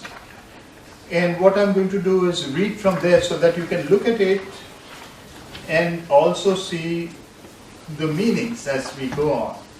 Okay? And I'll read you bit by bit and you can repeat after me if you want to. Om. Usha va ashvasya medhyasya shira.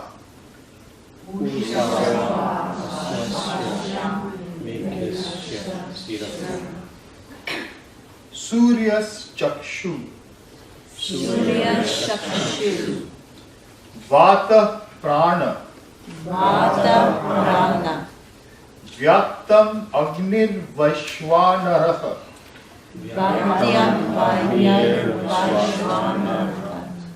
Samvatsara Atma Ashvasya Medhyasya.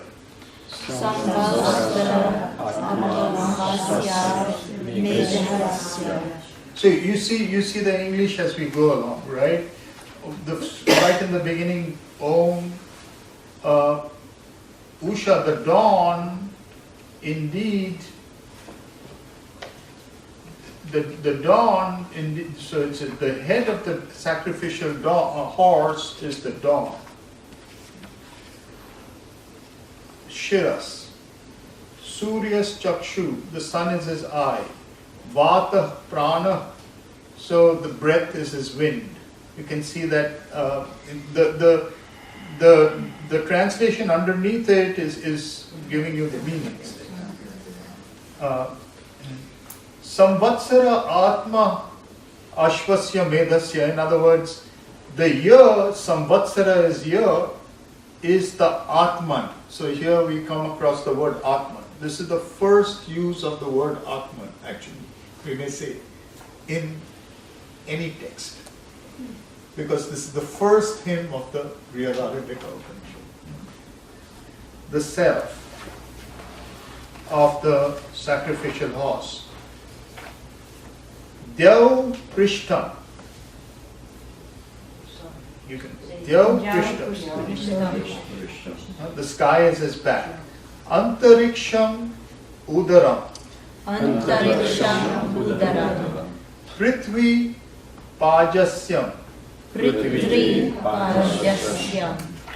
Disha Parshve. Avantara Disha.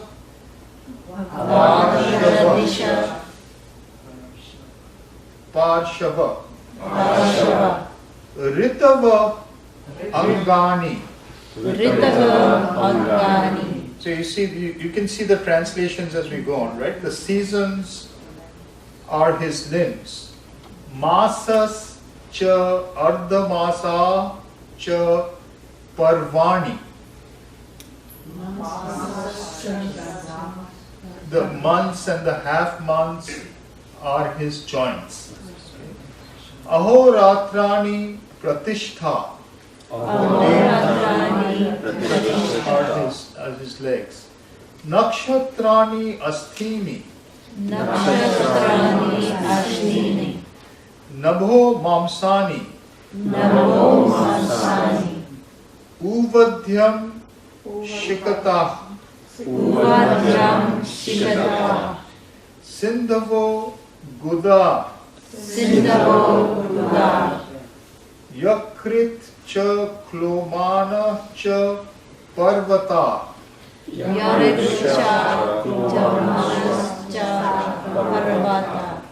Oshadaya cha vanaspataya lomani.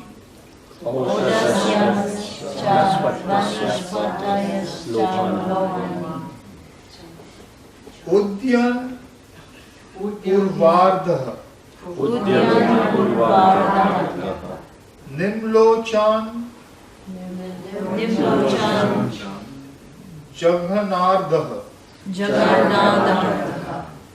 Yad Vijrimbhate Tad vidyotate, Vidyotate, vidhunute, Vidhunate, stanayati, Stanayati, mehati, Mehati, varshati, Varshati, vag eva asya vak.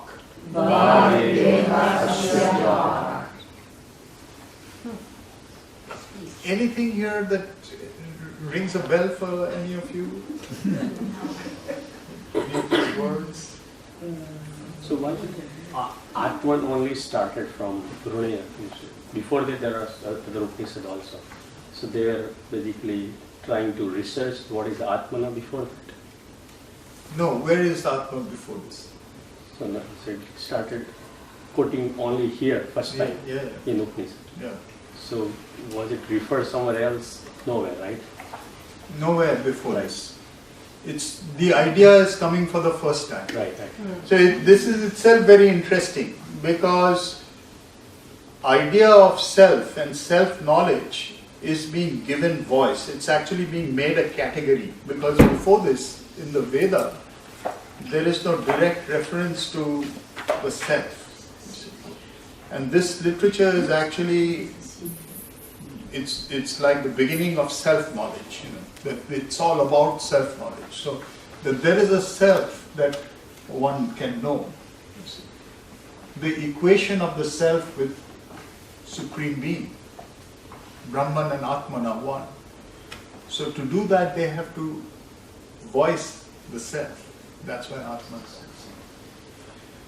Time is the self of the sacrificial horse. So I read this part, let's take a look at the synopsis and we can discuss it. So first, what we read is just relating to what we read is the first two paragraphs here. The Brihadaranyaka Upanishad begins with two sections that describe the cosmic horse meant for a sacrifice. This sacrifice refers us to a Vedic ritual conducted by kings making to become emperors or chakravartins, which literally means turners of the wheel. The very meaning of chakravartin connects us to the solar symbology of this ritual and of the horse. The chakravartin is he who turns the wheel. In other words, he is the sun in whose orbit all things revolve. The earth's revolution takes a year, the period of the horse's meanderings through neighboring kingdoms. This is the significance of the year. The kingdoms thus visited come under the orbit of the emperor conducting the sacrifice. At the end of the year, the horse is killed and its meat eaten, internalizing the power of the source for the spatial and temporal order of the territory covered by it. Symbolically, you gain its power. The Brihadaranyaka Upanishad refers to this sacrifice in equating it in name to the horse, whose description is that of the cosmos in terms of space, time, and the powers of agency or gods within it. These gods are first described as properties of the head of the horse. Sun, Surya, as the eye, wind, Vayu, as the breath, and fire, Agni, as the mouth. So right away, you should notice that these are the three principal gods that have been mentioned here. There are a couple more, but these are the principal gods. They refer to the division of heaven, midworld, and earth. Sun for the heaven, wind for the midworld, and fire for the earth. These are also the principal gods to be invoked as agents helping the yogi fire through the power of aspiration. Externally, the fire ritual, wind through the power of controlling and directing energy, pranayama, sun through the power of gnosis and intrinsic knowledge, that is the goal of the Vedic journey, and that is invoked in the Gayatri. Fire is also often equated with the word of the mantra, particularly the Vedic hymn Rik or the Om, which is often called Udgita and literally means the ascending song. Now we move on to the next stanza.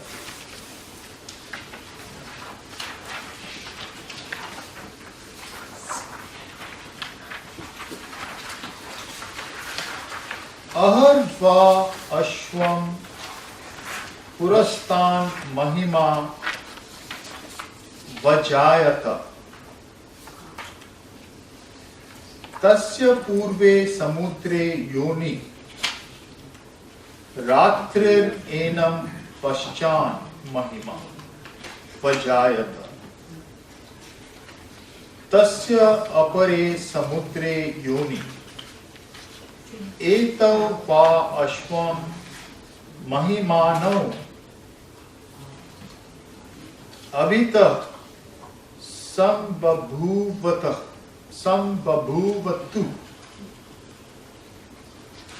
haya bhutva devan avahat vaji gandharvan arva asuran ashva manusyan samudra eva asya bandhu samudra yoni.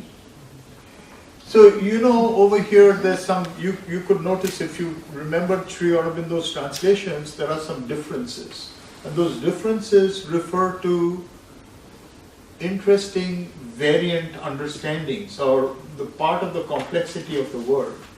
I want to point out in the previous stanza also, there was this use of the term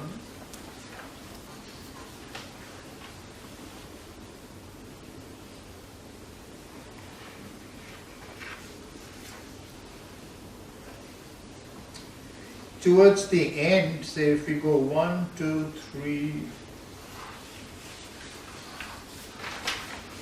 4th line from the bottom, it says Udyan Purvardha. Then it says Nimlochan Jaghanardha. And it translates them as the ascending sun is its forepart and the descending sun is its hind part. So this note Purvardha and Jaghanardha, this Ardha literally means half. So the front half and the back half. And you see, this is again, we come back to the notion of the cosmos as an egg that has primarily two halves. The top half and the bottom half that I was referring to. The higher half hemisphere and the lower hemisphere. These are the two, the heliocentric and the geocentric. But there's also a fourfold division. So you have a front half and the back half as well. So that's how you have to see that this image is really the image of the cosmos as a sphere.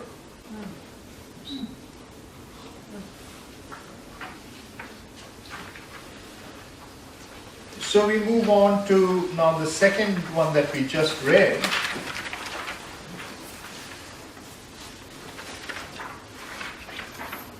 So there you find that day is opening up in the eastern sea, and the night in the western sea.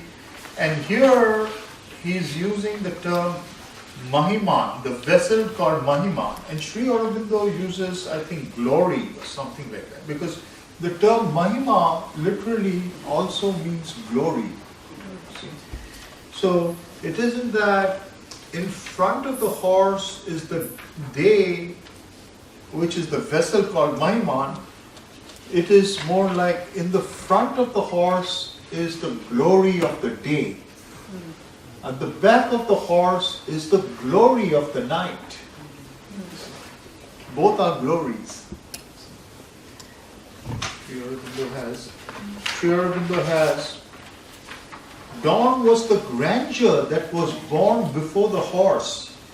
The eastern ocean gave it birth. Night was the grandeur that was born behind it.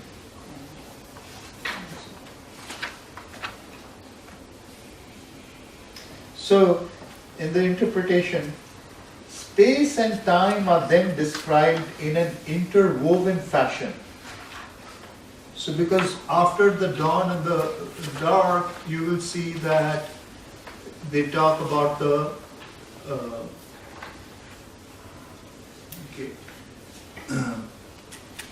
its source in both these vessels appear, etc. Okay.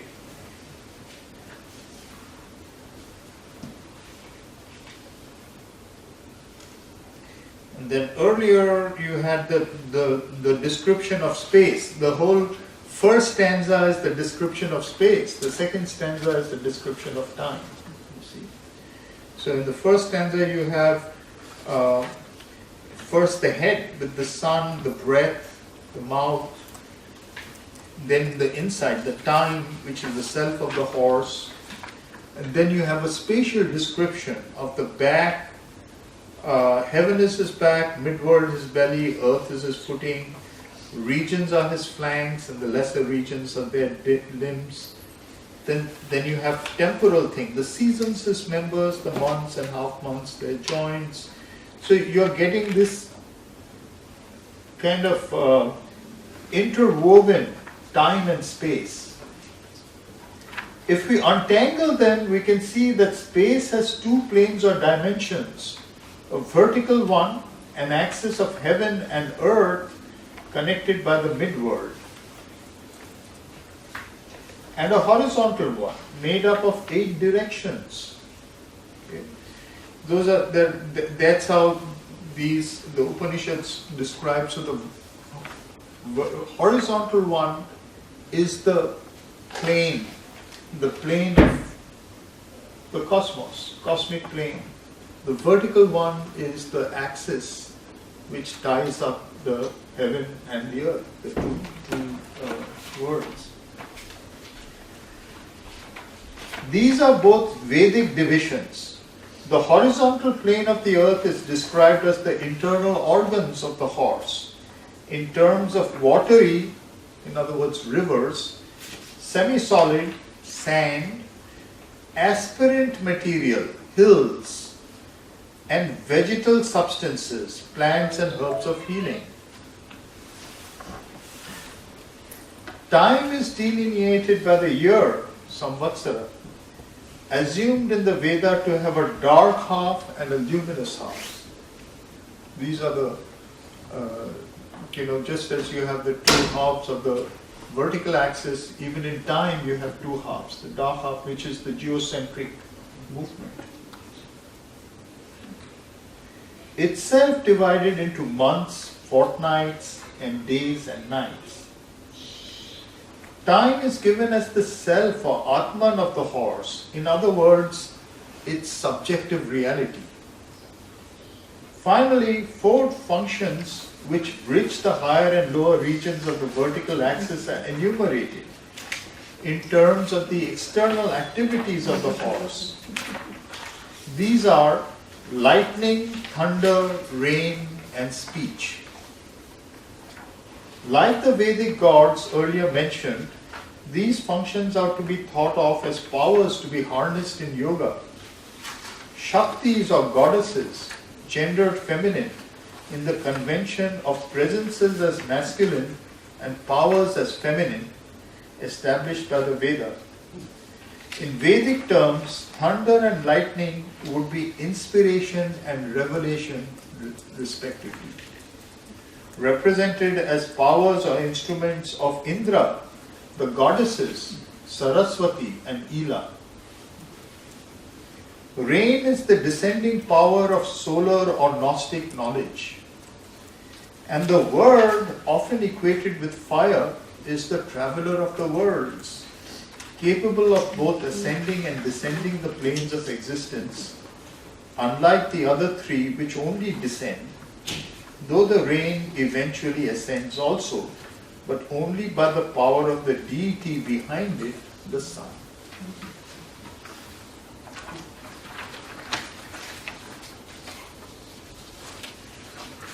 After giving us this description, the next section of this Brahmana establishes the priority of manifest space and time.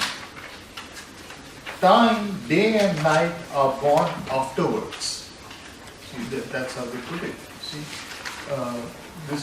these are born, day and night are born afterwards. In other words, follow the spatial establishment. It is another way of establishing the priority of being over becoming. The heliocentric order of eternity over the geocentric order of temporality, based on the succession of days and nights, of births and deaths. The horse, as the heliocentric view of the cosmos, stands eternally in space, with all movement experienced within it cyclically, internal to its reality. This is the description we've been given so far. The horse is the cosmic horse. It is eternally static. All the time that occurs in it is internal to it. Time doesn't have a reality outside its static image. It is experienced cyclically, internal to its reality. But its movement through the year belongs to the order of time or becoming, the succession of the dualities, and thus are a geocentric view.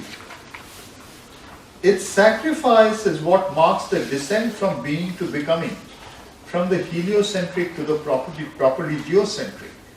Thus the sacrifice may be seen as an event in eternity, a symbolic or archetypal event which inaugurates time or becoming, since it is the sacrifice of being to becoming. Such an event in eternity is the very meaning or the self or Atman of time. The self of time does not move. It causes movement. It is the origin of movement. It is the image of movement, the image of time. Come to more of it in a moment. Or reversing this equation, we may say time is the self of the sacrificial horse, because in its sacrifice, time is born, and all things temporal are marked by its perpetual sacrifice. Everything in time is the repetition of the sacrifice of the horse. So the horse that we've been given is a time image. It is standing there like the sun. It is an idea. This idea is going to be sacrificed. In other words, it will become. It will fall into the cycles of time and space. In being sacrificed in space, it will become many. In being sacrificed in time, it will become to the subject to beginnings and ends, births and deaths. Here it doesn't know either multiplicity or succession. It is still an eternal image. Finally, we are given 4 names of the horse, forms by which it is known by different creatures for whom it is the vehicle.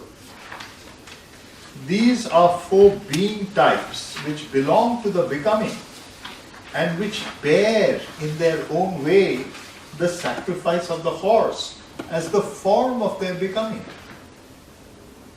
That is, the sacrificial horse in its 4 forms bears them. The 4 creatures are gods, Gandharvas, Asuras and humans. and may be related to the quadripartite divisioning of space. Gods of the heaven world, Gandharvas of the mid-worlds, humans of the mortal world that we talked about. That is the Haya Bhutva Devan Avahat. That is, it becomes Haya and carries the gods. Vaji Gandharvan. So it becomes Vaji. Vaji becomes Vaji and carries the Gandharvas, who are the demigods. Arva Asuran. So it becomes Arva and carries the Asuras. Ashwa Manusyan. And for human beings it is called the Ashwa, which is the name being used as the horse of the sacrifice, Ashwamedha. So these are the four, and these are significant. And how is it significant? Because the names of these four forms of the horse are significant and related to the four kinds of being. Haya is related to delight. The word Haya is the seed of, it means delight, bliss. Haya. Characteristic of the gods, they are the beings of bliss. Haya. Deva the gods. For them the Ashwa is Haya. Haya is the beings, the appearance of bliss. Vaji related to occult richness. Vaji is occult wealth. Characteristic of the Gandharvas. These are the occult beings, the demigods. Arva related to strength, characteristic of the Asuras.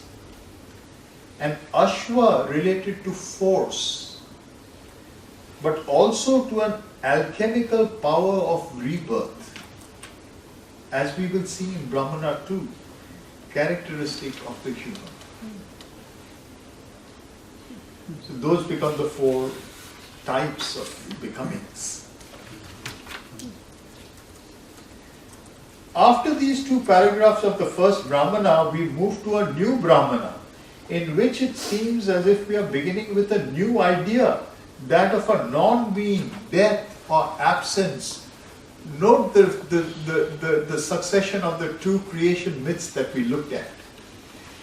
The sacrifice of the Purusha, which is mirrored by the sacrifice of the horse of the sacrifice, rather, and the creation from below, from darkness. See? So now let's look at the second part of the second Brahmana.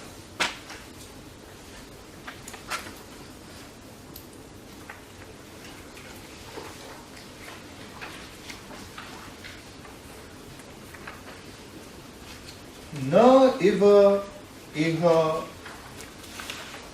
agra asit. In the beginning there was nothing here at all. Mrityuna iva idam avritam. It was covered by death, as it were. Ashanayaya. By hunger. Ashanaya hi mrityu. Hunger is death. Tat mana akuruta. That made the mind. Atman vishyam iti. I should be a self, it thought.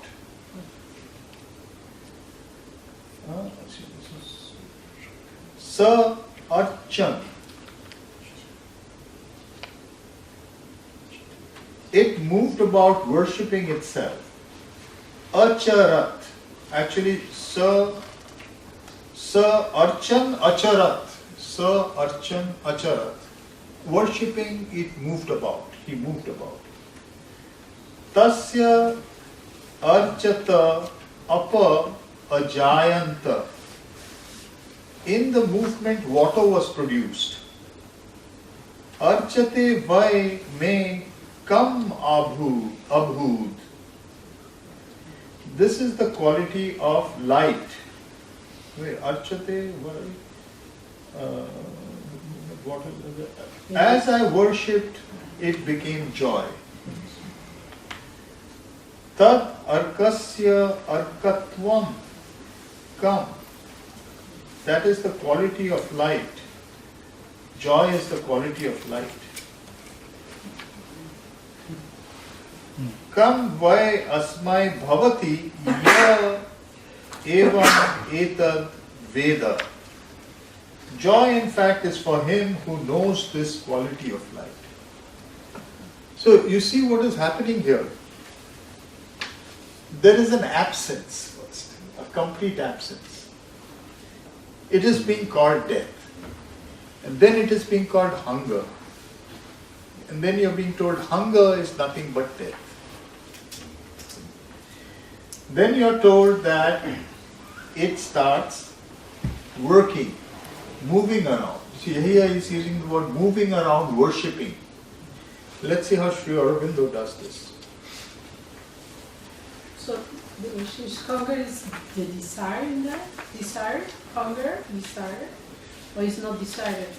So, you remember the second one we did there? Desire came upon him. Here, hunger is death, being called death. So, whether we say hunger or desire, we are talking about a sense of lack. In the Nasadya Sukta, they call it desire. Here they call it hunger. In the Upanishad, we'll also see in some other Upanishads, in some Upanishads they'll say, the one desired, let me be many. In some they'll say, hunger and thirst came upon him. These are two ways of saying the same thing. That there is an absence and a wanting because there is an absence. Absence implies that there is an intuition of the wholeness and a wanting for that which one has lost. Here it is being equated with hunger. But it is the same as a desire. This is Sri Aurobindo's translation of the same. Formerly there was nothing here. This was conceived by death.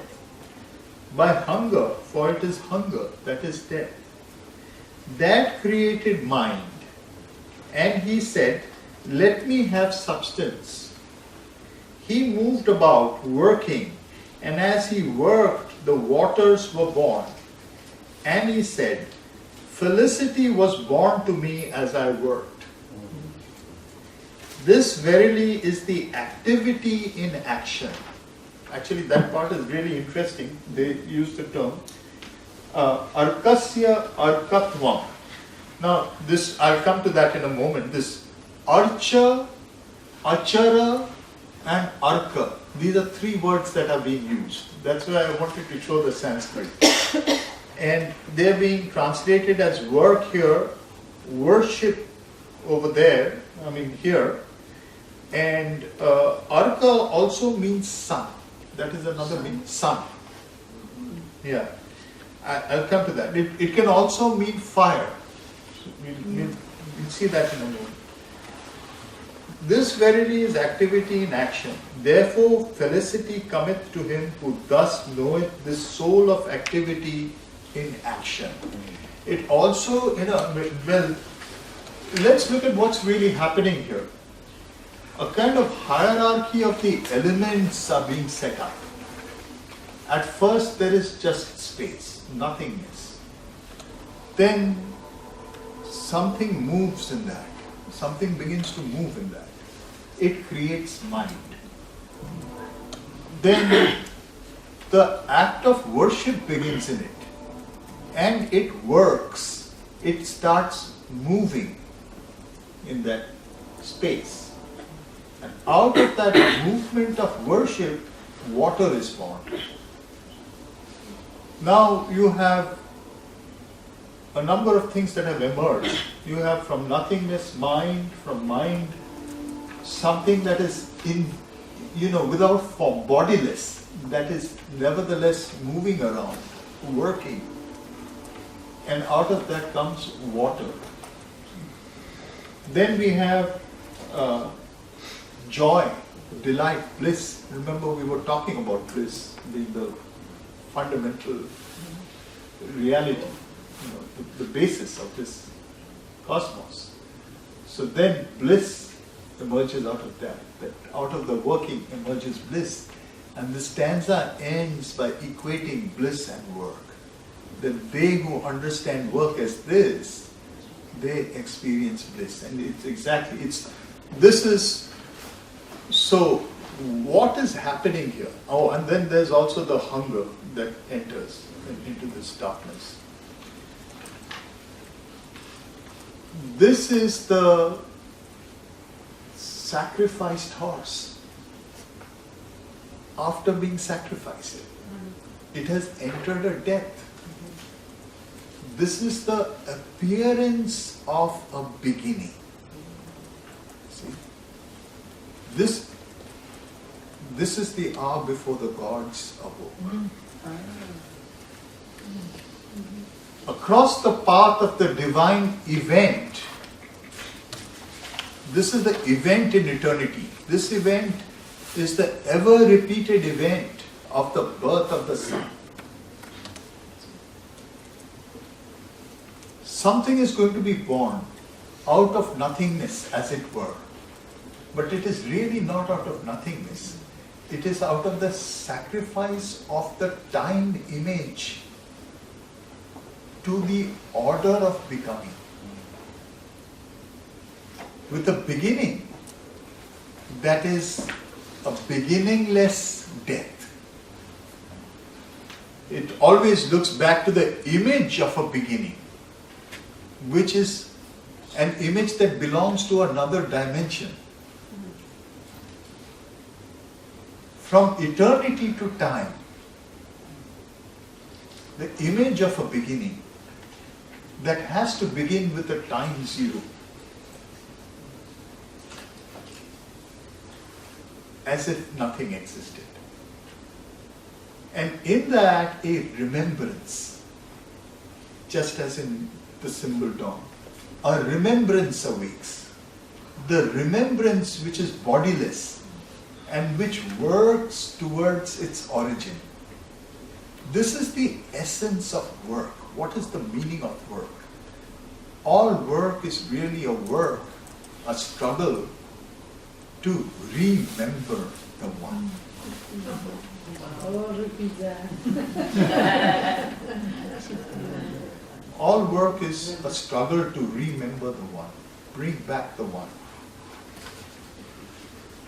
A work of wholeness, a work for wholeness. So, as that begins to gather strength, consciousness is born. This dark consciousness teases the inconscient to wake ignorance. This is from the symbol dawn. This teasing of the inconscient to wake ignorance. Ignorance are the waters. These are the waters that are born. And this inchoate consciousness that is born, joy is born with it. Joy is born with it. It comes with the consciousness of joy. Because joy is the beginning of consciousness. This is the very meaning of this cosmos. So work arises into self-consciousness with ignorance and joy. And there is another property that is being born, that is being hinted at in the mantric way. That is fire. Fire is at the very basis of this. What is stirring in the darkness without body is fire. Fire is the worker of the worlds. All work is done by fire. Because fire is that which aspires. Fire is the concentrated aspiration that will ultimately create the bridge between the sun and the earth.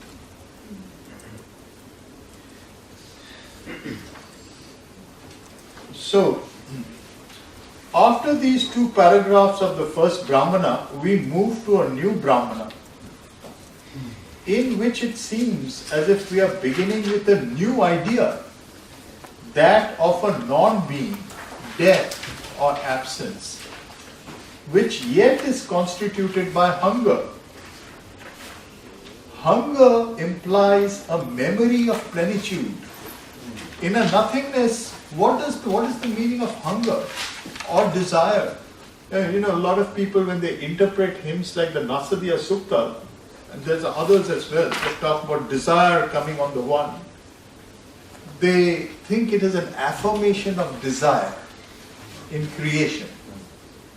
It is an affirmation of desire from the viewpoint of the becoming, of ignorance, which has lost its oneness. That's why it desires for what it has lost. It is not, so it's one perspective on being. It's the perspective from the involution. So that's why hunger implies a memory of plenitude,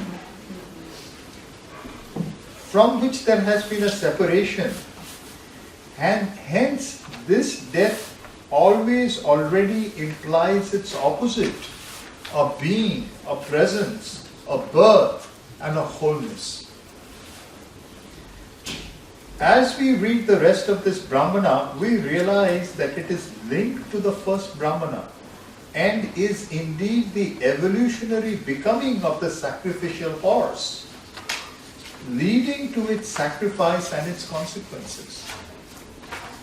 We also realize that from a heliocentric view, we have been abruptly moved to a geocentric view. A discontinuous jump to a new ontology of becoming, from nivritti or night of being to pravritti or day of becoming.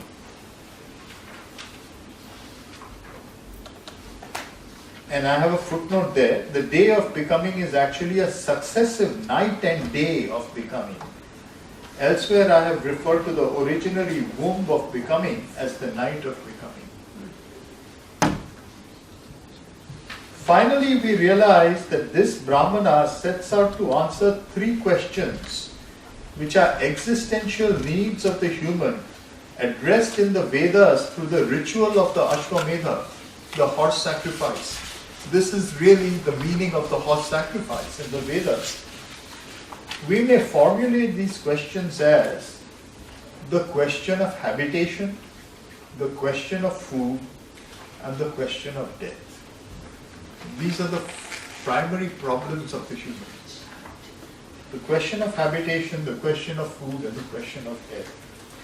The Ashwamedha sacrifice establishes the Chakravartin, the emperor, and his territory, and the partaking of its meat makes immanent to the king and kingdom the power of solar divinity incarnated in the horse to establish order, providing a place and hence a habitation to its citizens, providing well-being and relational experiences and hence food, and providing the seed of divine order which will remain alive through the darkness of inevitable night death, leading to a rebirth and another Ashwamedha sacrifice. This is the Vedic meaning of it, turned into a sacrifice. So those questions are implicit, but they are being turned into existential questions. The image of the horse sacrifice is being utilized in this Upanishad to become a spiritual or existential image. Everything is reversed, and that's what the Upanishads are doing. It's taking the symbology of the Veda and converting it back into a spiritual symbol. The Upanishad speaks in the most physical terms, following the materialist doublespeak of the Veda, and may be said to follow a geocentric phenomenology of the body or earth in dealing with an integral reality, inclusive of the four realms: physical, vital, mental, and supramental. Thus, the beginning of this second Brahmana may be seen as the literal sacrifice of the heliocentric horse presented to us in the first Brahmana, its sacrifice as conscious being into its opposite, loss of consciousness of being, night, absence, death, which is also time, becoming the order of duality, the geocentric order.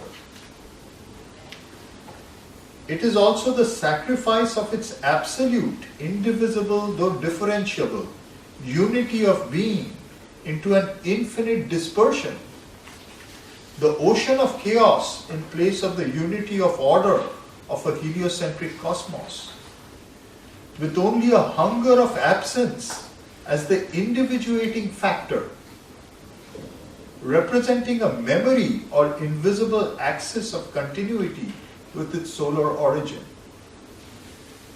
This hunger thus moves towards a gathering of the dispersion and a reaching out towards the plenitude of the heliocentric origin. This is what is happening. This is what is working. This is what is moving. It's the hunger that is born, because that indeed is a memory. Hunger is always a memory of plenitude. Yet this is a manner of speaking in the mode of time, because we've moved into a mode of time. An unbridgeable mystery marks the shift from the heliocentric being to the geocentric becoming.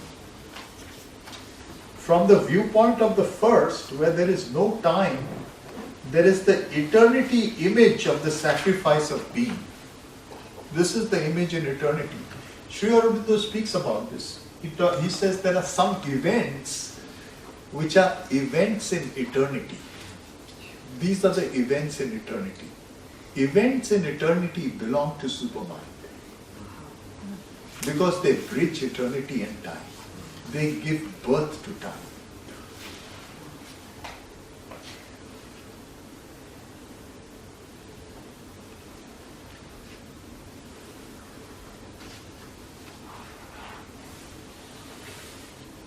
From the viewpoint of the first, where there is no time, this is the eternity image of the sacrifice of being, which inaugurates an ontology of beginningless and endless time, the time dimension.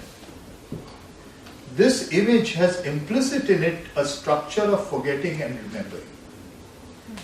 As a form of experience, it means a succession of time quanta, units of experience marked by beginnings, persistences and ends, appearances of order and disappearances into chaos and death.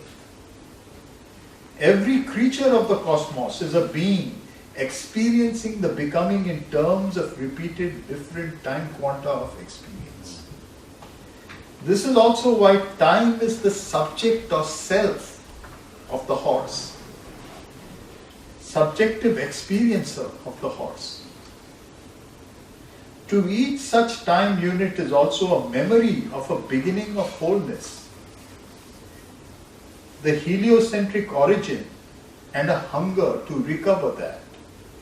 Yet such a recover can never be a return, because the static heliocentric origin belongs to another dimension, entering which one loses temporality. If you go back there, you've lost the becoming. The lost beginning is actually not a beginning, since the time dimension has no beginning, but a real idea of being as becoming. Knowing this, one becomes the being of becoming in the becoming. This is the conquest of death, which is the ultimate answer of these Brahmanas.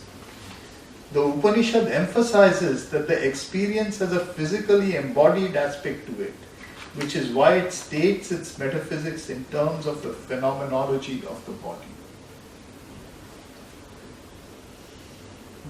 The conquest of death, which is really knowledge of the becoming as originating in the being without losing the becoming. Something experienced not merely in mind or in consciousness, but even in body.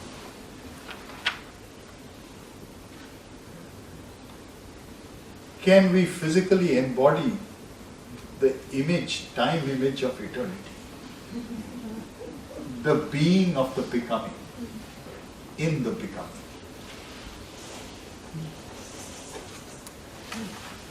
O fire, thou art the sun, S-O-N, Yeah. of heaven, by Yeah. the body of the earth. Yes. Time starts doing strange things. Yes.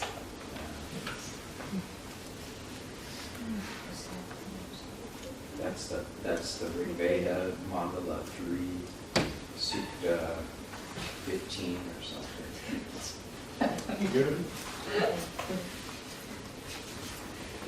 Thus, the beginning of the second Brahmana may be thought of as a description of the horse's loss of consciousness and integrity due to the sacrifice.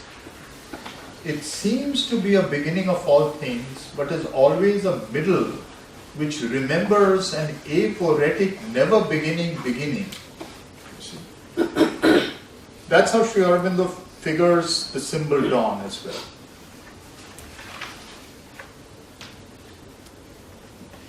Between the first and last nothingness. It's always a middle because there is no beginning. It's always a remembrance of a beginning. It's an illusion created by Maya that needs to create that dimension, that illusion for the dimension. Illusion is a bad word, It's a reality. It's the real idea of the becoming, the beginning of the becoming. The creatrix. Yeah, the creatrix, created by the creatrix. Debashish, I don't know whether I'm just not understanding this or whether the mind doesn't understand it and this is pointing to something beyond the mind. Yeah. Like, what is an event in eternity? I don't know what that means. Yeah, exactly. So because it's a koan. Yeah. It is a koan.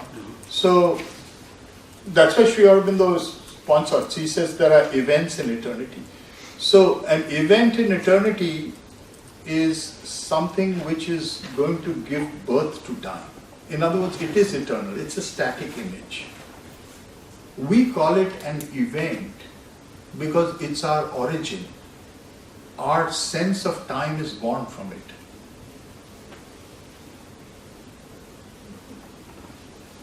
So to us it's an event. To us, it's an event. To us it's an event as we understand event. But if we try to understand it in eternity, that understanding disintegrates. But that's the problem, that if we understand it as not an event, then we've lost its spirit of time. Time is itself. So it is an event, even to itself. In other words, if we understand it in eternity, we've understood it in a certain way. But we've lost another understanding of it. If we understand it in eternity, we understand it in a certain way, but we've lost the understanding we have in time, in our time. Yeah, we've lost the understanding we have in time. We've lost the understanding it has as time.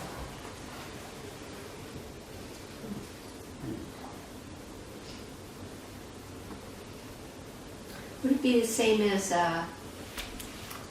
like the possibility of time without manifesting time? Like the real idea of time that's just getting ready to put it out, but it's not out yet? Something like that? You are thinking in terms of time. Of a time that has no time. But at the same time, it is time itself. The reason we are having this difficulty with thinking about it is that this is a dimension of consciousness that we do not have. This is what Sri Aurobindo wants us to understand, because this is the supermind, not experienceable by us as we are constituted right now. But still we have to aspire for it. We have to realize that it is a possibility of being that is outside our consciousness as it is constituted right now. So could we say in a very simplistic way that supermind is, for us, a set of koans?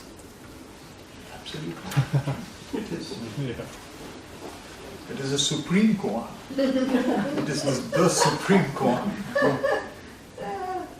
It is in and out of time at the same time. We know it not, nor can discern how one should teach of it, because it's other than the known. It's there above the unknown. This thou hast to think out, I think it known.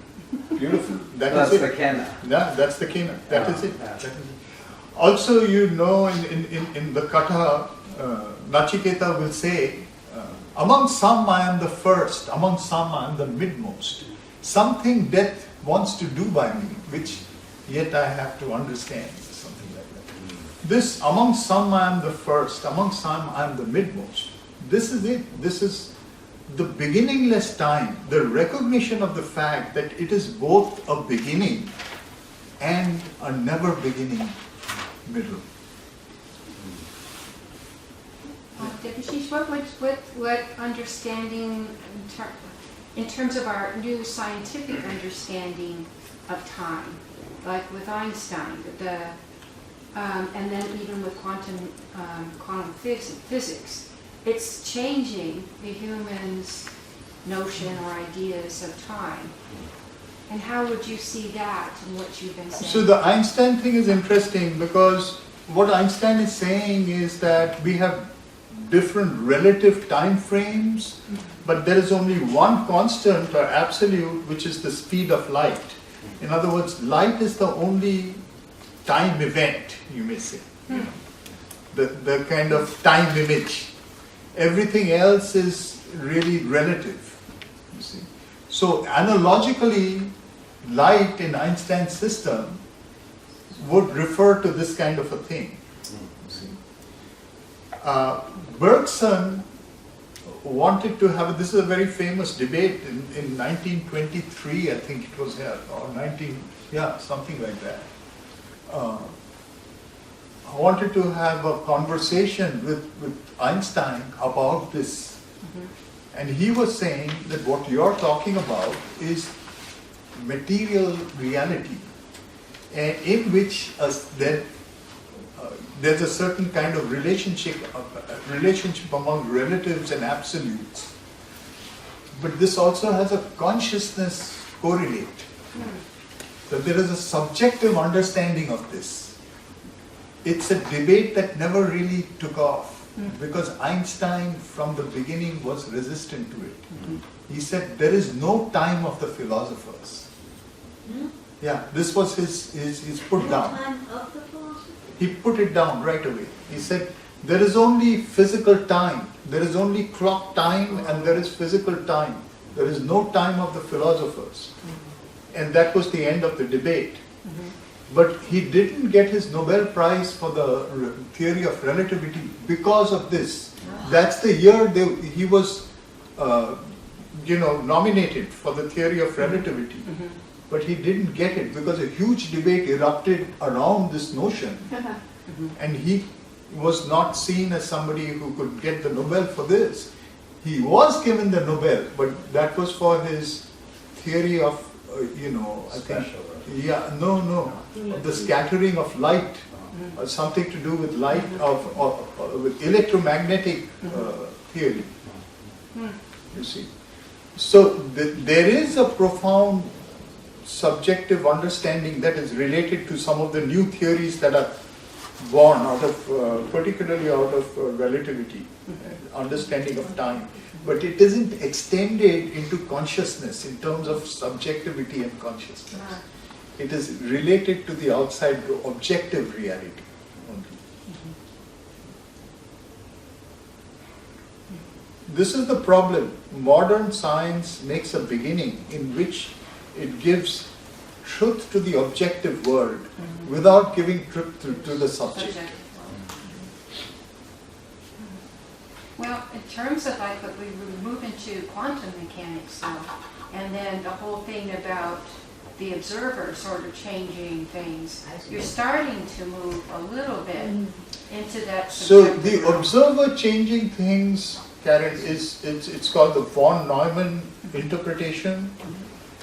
It has serious problems in it, and that's why even philosophers, scientists cannot fully. I was just recently part of a big conference on this, where people who work with Werner Heisenberg were there, talking about this thing.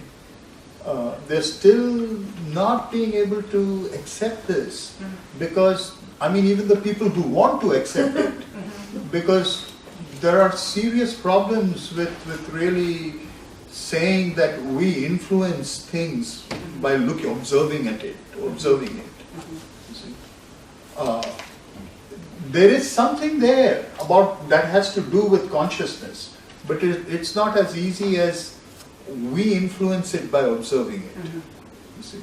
But what it has done is problematized objectivity. That it definitely has done. They cannot accept that anymore. That we do live in a participatory universe.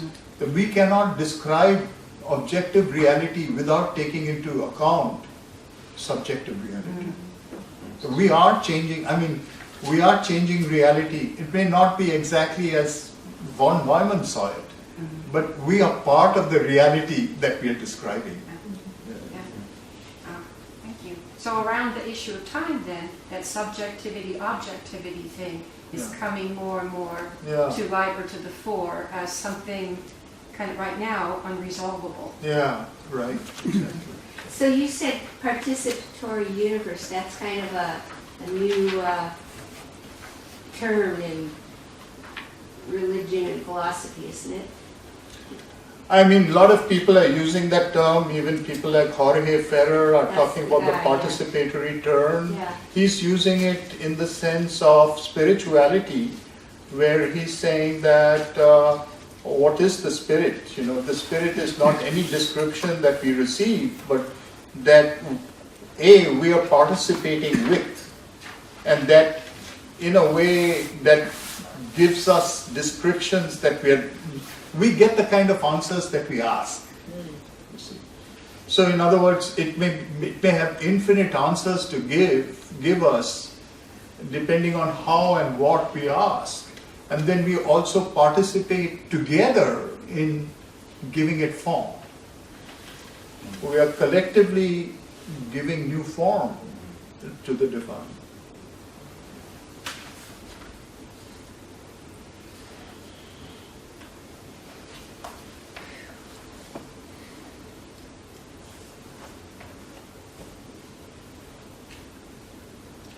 So going back to this eternity image, an unbridgeable mystery marks the shift. This is the reason for the mystery. The mystery, even the Gita, like what you just kind of quoted out of the Kena. The Gita, it leaves it ultimately as something that we cannot grasp, even in our spiritual experiences. Because some way it's a form of spiritual experience that goes beyond the constitution of our consciousness as it is right now. It's an evolutionary possibility that is yet to be experienced, or may have been experienced by a few, and who hold out the promise for the future. You think Sri Aurobindo is coming from this consciousness? Yeah, I think that's where he's coming from. So you see, when he was in the Alipur jail, he was shown the ranges of the cosmic mind by Vivekananda. Even these ranges were not known before that. Even the Indian tradition didn't have these ranges, which is why Sri Aurobindo didn't even have the word overmind until he experienced it. In 1926, he coined the term overmind. So, either people jumped out into the heliocentric, into the static image, into eternity itself, or people came back here and brought something of it. You see, that's what makes a sage, because they bring something back. There's something that changes, but it isn't living at that cusp between eternity and time.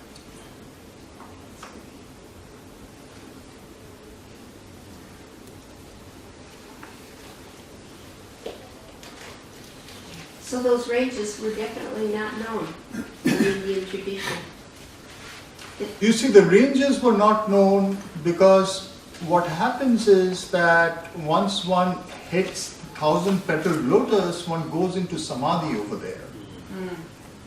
And one of the things that Nolini is talking, Sri Aurobindo actually never really gives a good answer to the question, why are we being asked to open from above? He just says that because the Shakti from above can, bring its wisdom into our, lower chakras. But Nolini says something really profound. He says, the mental consciousness of human beings has evolved to a point where the 1,000-petal lotus is available to us today. Because we are much more universal mentally. We are mentally more universal. So the cosmic mind is shining its light on us. And somewhere if we just open ourselves, that will start sending its Shakti. Is this the cusp between the heliocentric and... The cusp would be the supermind. Or actually it would be the peaks of the overmind. And it's changing? I mean, it's evolving, the cusp? I mean, we are evolving. So we are evolving. So our access to it has increased. You see? So those ranges, I mean, there was always, the outside is always available. You see, this is the interesting thing. The outside is always available. The peaks are not so available. What do you mean outside? You go out of the becoming. Yeah, okay.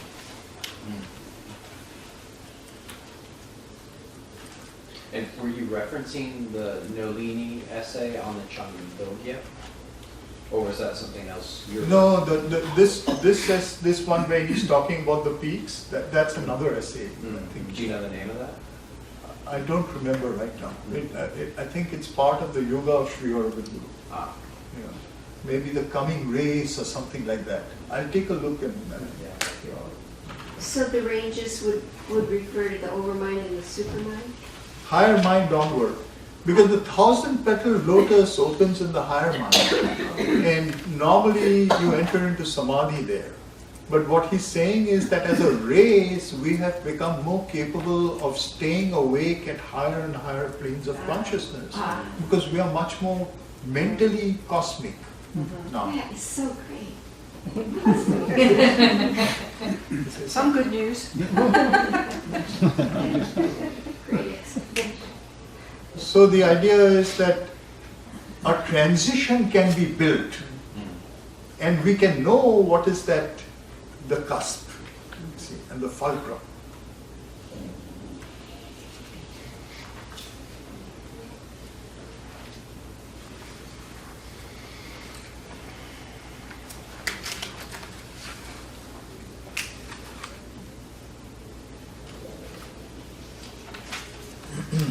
Thus the beginning of the second Brahmana may be thought as a description of the horse's loss of consciousness and integrity due to the sacrifice. It seems to be a beginning of all things, but is always a middle, which remembers an aporetic, never beginning. It is a death and a dispersion which carries in itself the memory of a prior wholeness in the form of a hunger. It is this hunger, Ashanaya, related to Ashva, the horse, that is the recaller and worker referred to in the passages of this Brahmana. That hunger is awakening within the void and trying to create. Debashish? Yeah. So you were saying, I really like staying awake at higher levels of consciousness, but how about also staying awake at the lower levels in terms of like the hunger or the desire or the matter? That's ultimately the seed of that is the fire. That's what I'm coming to. So yeah, you have to keep it all conscious. You have to build the bridge. It's not just stay awake in the higher, but stay awake in the lower as well.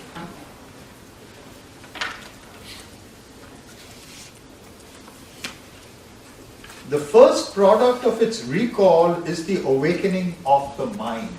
This is with a capital N. Mind awakens. Mind is conceptual space. It is formless consciousness groping to create forms that will fill its emptiness and recover its original wholeness. One may say conceptual space is already a substance, a space of unmanifest dark matter, the unexpressed waters of the Veda, apraketam shalinam. So this is a term that the Veda is using, the unexpressed waters, apraketam shalinam.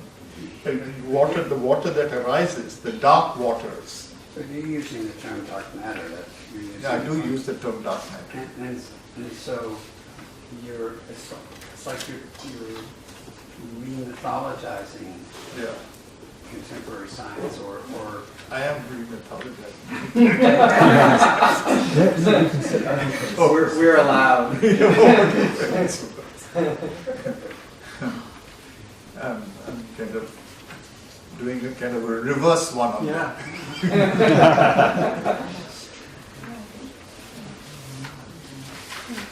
The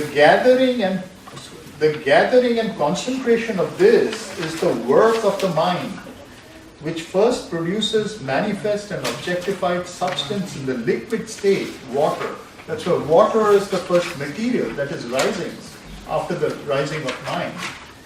To express this action of mind and its result, the words archa, chara and arka are used repeatedly. This is the thing that where he uses, he starts with the term archa. Archa is the basis of the word archana, which means to worship. That's why they're using the term worship. Achara is the term for movement.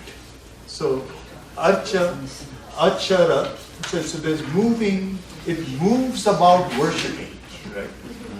And the other one was arka. Arka can mean sun and arka can mean fire, you see. And Sri Aurobindo is using it as work. I haven't come across that usage, but there must be that must be one of its meanings. Yeah. Sri Aurobindo translates archa as work.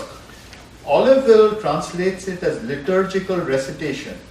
It could also be translated as worship, archana. The root of the word is related to the mantras of the Rig Veda, rich as in the Vedic hymn. The essence of this word of invocation or aspiration, often equated with fire, Agni, the essence of this is the word of invocation or aspiration, often equated with fire, Agni. We saw this in the relating of fire with the mouth. When the horse was being described, fire was coming out of its mouth. We find this relation commonly in a variety of places in the Upanishads. Chara means to move. the mind moves, worshipping or mobilizing the word of aspiration, calling out to a transcendental horizon of wholeness to activate its immanence within it. But in this context, the use of this word achieves more than its cognitive meaning. Associated with archa, the phonemic sound value of achara and arka amplifies the rich sound. Rich sound. Arka can mean light, fire, and or sun, and also amplifies the sound value of rik or rich. This collision of the consonants r and ch or k produces an impression of friction. Rich, striking a match. Or in the ancient days, the flint, or moving the stick on wood to produce fire.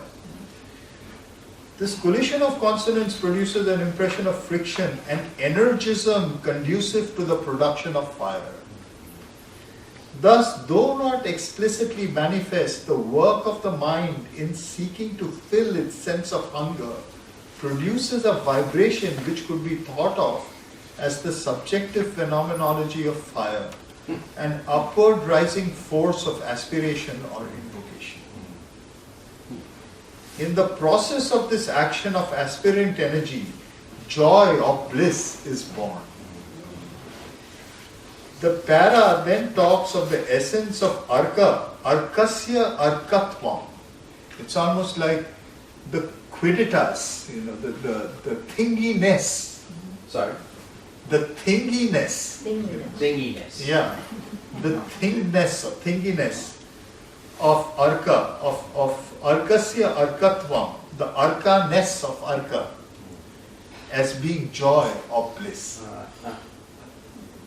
Whether we translate arka as fire or light, it is the solar essence present within the becoming and mobilized by mind in its seeking that is referred to here. Bliss is the essence of the solar divinity, here activated in the work of invocation and aspiration, since that is the solar essence in the becoming. This passage highlights the intrinsic divinity and bliss of works done in a gathered aspiration for holding, making whole.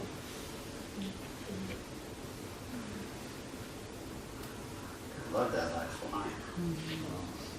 That last sentence.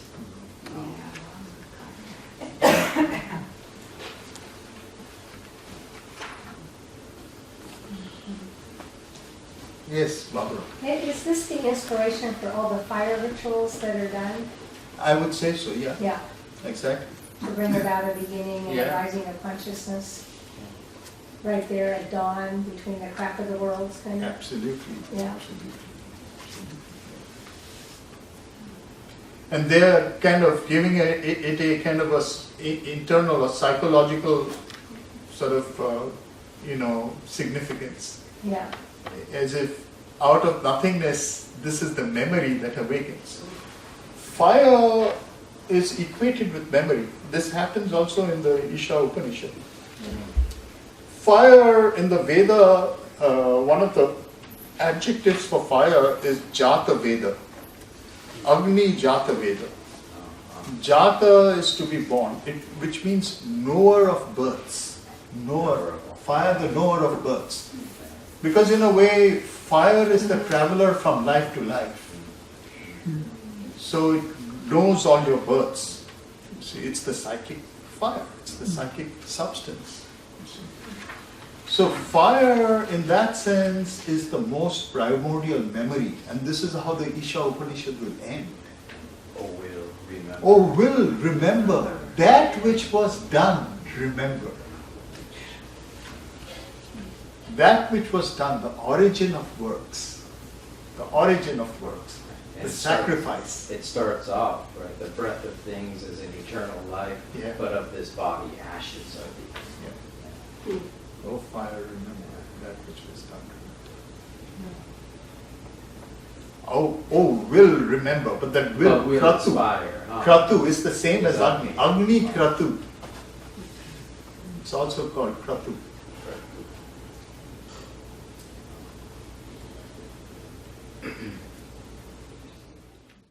Where we stopped, which is joy is in fact for him who knows this quality of light. So it's number And also, two. John Robert, the synopsis. We are going to start with number 2 on page 3. So that's a different one. Yeah. I knew what I needed. Oh, so I'm still on the same time. I'm thinking. Taking a long Page time to 3 make of the, Oh, of the Sanskrit. Of the Sanskrit. Okay. 2 tabs open. The one has all the Sanskrit. Water is verily light. Okay. And he's translating arka for light. He's translating arka as light. And as I said, arka can have a variety of meanings. More properly, sun or fire. See? So it's fire that emerges, and then this is the same as bliss. I mean, bliss is its quality. Sun S-O-N or Sun S-U-N? S-U-N. A son of fire. Yeah. This it can be sun or fire. You know, both the terms. You know the famous sun temple at Konarak in Orissa. This is a very famous sun temple. The word Konarak, it means sun in the corner. Yeah, because it's supposed to be a corner of Orissa, so it's the sun of the corner. So Arka, Konarka. Kona is a corner. Yeah. Kona. Kona. Kona. It Interesting. means It angle. almost Yeah. sounds the same root Yeah. across languages. Yeah. Water, I'm going to translate it as fire. Water is verily fire. Okay, this is very interesting because it's out of the energism that the water has emerged. That which was the froth of the waters solidified and became the earth. When that happened, it was tired. Okay? Now they're using, the term that's being using is ashramayat. It fatigued. Ashramayat. It fatigued. Of that one tired and heated, light as essence came forth. And again over here, Teja is being translated as light. Teja is again better translated as heat. See? So he's saying taptasya, of that heated, Teja rasa niravartata. Agni, so fire. Okay, so both the Teja is the heat and Agni is the fire. So of that one tired and heated, heat and fire emerged. In other words, this getting fatigued is itself a sacrifice, the sacrifice of fire. In other words, this concentrating of essence is bringing it to a point of collapse. It's changing state. See, it's the change of state. Fatigue is really, in that sense, preparing for a change of state. And this water becomes solid, becomes earth. In other words, changes state. And then it releases the fiery element. Up until now, we are talking about the essence of fire. Fiery element has not yet been released. The fire is released, as it were. And fire and heat both emerge. Debashish, did you translate verily light as verily fire? If water is verily light, did you say water is verily? Yeah, fire. I said water is verily fire. That light is really fire because they're using the term arka. As I said, arka is better translated sun or fire. You see. So Here it is fire because it's the fiery vibration, so to say. So I have almost a sense of plate tectonics, of volcanism, of fire in the magma of the earth. It's true. It does have a physical sense of fire in the magma of the earth, which is the fluid condition of fire, that solidifies and becomes the earth. Yeah. There is a geological sense to it. And continues to move the continents. That's true. That's true. Continue. Quite true. Quite true.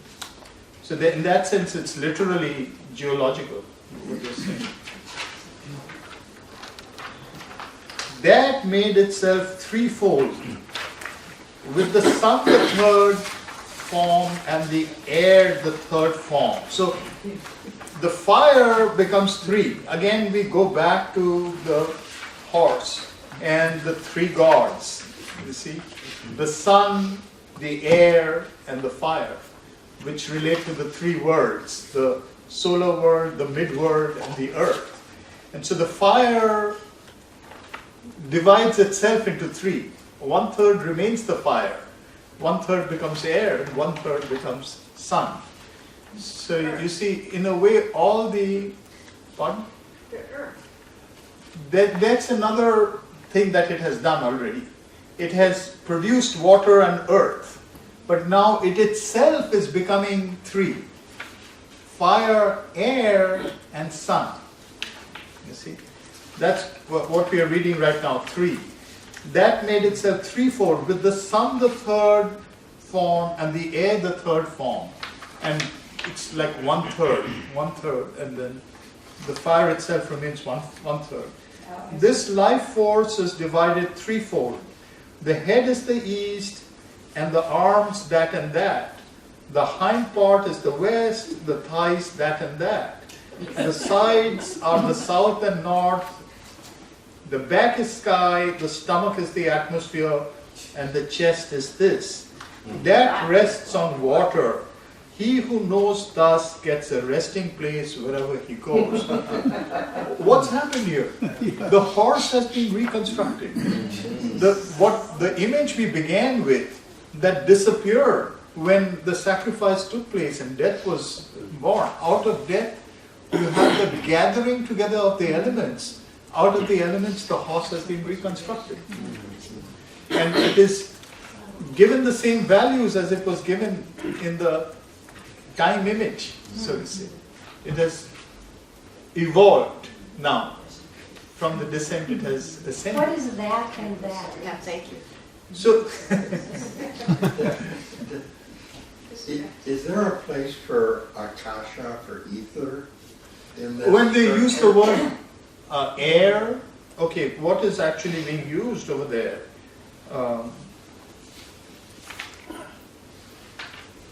They're using vayu, which really means wind.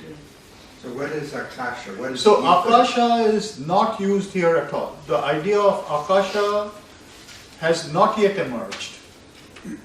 In this particular part of the Brihadaranyaka Upanishad, this part of the beginning of the Brihadaranyaka, the word akasha is not used.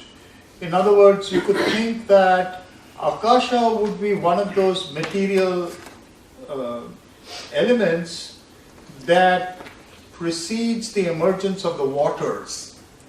So here it doesn't use that term. So you could say, remember, it talks about a nothingness, and then it talks about the emergence of mind. And then from mind there emerges water. And all this is a gradual self-concentration of fire that's causing this to happen. So akasha, you could say what it's calling mind, which is the mind space, conceptual space of the mind, could be later called akasha. You see, this is like a universal mind space. And akasha, as it's later come to be, as it's later known, is something filling in all space, filling in something between the particles. What is akasha? Akasha is supposed to be prior to what we know as the atmosphere. So it's like a void. It's conceptual space. It's the space, I mean, not mental, human mental conceptual space, It's the idea of space. And when does that come in? So, you mean historically? Historically, It'll come in around this time. Maybe other things in the Brihadaranyaka will talk about it. But they kind of have a more flexible cosmology. They don't have a very rigid cosmology at this time. We think that there's some definite substances. Naming of substances takes place gradually over time. So at this point, I think the waters are doing, between mind and the waters, Akasha is something that you have to just imagine. What's the that and that? Or the that and that is something it's like it has two legs, right? It's going to say that and that. So it's just something. So he means the that and that are the head is the east, the arms are North and south. no.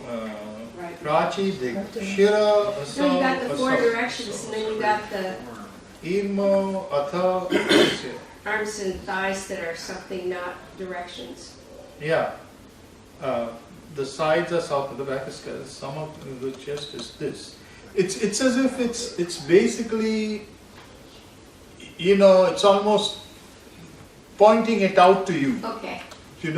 It's making it graphically present to you.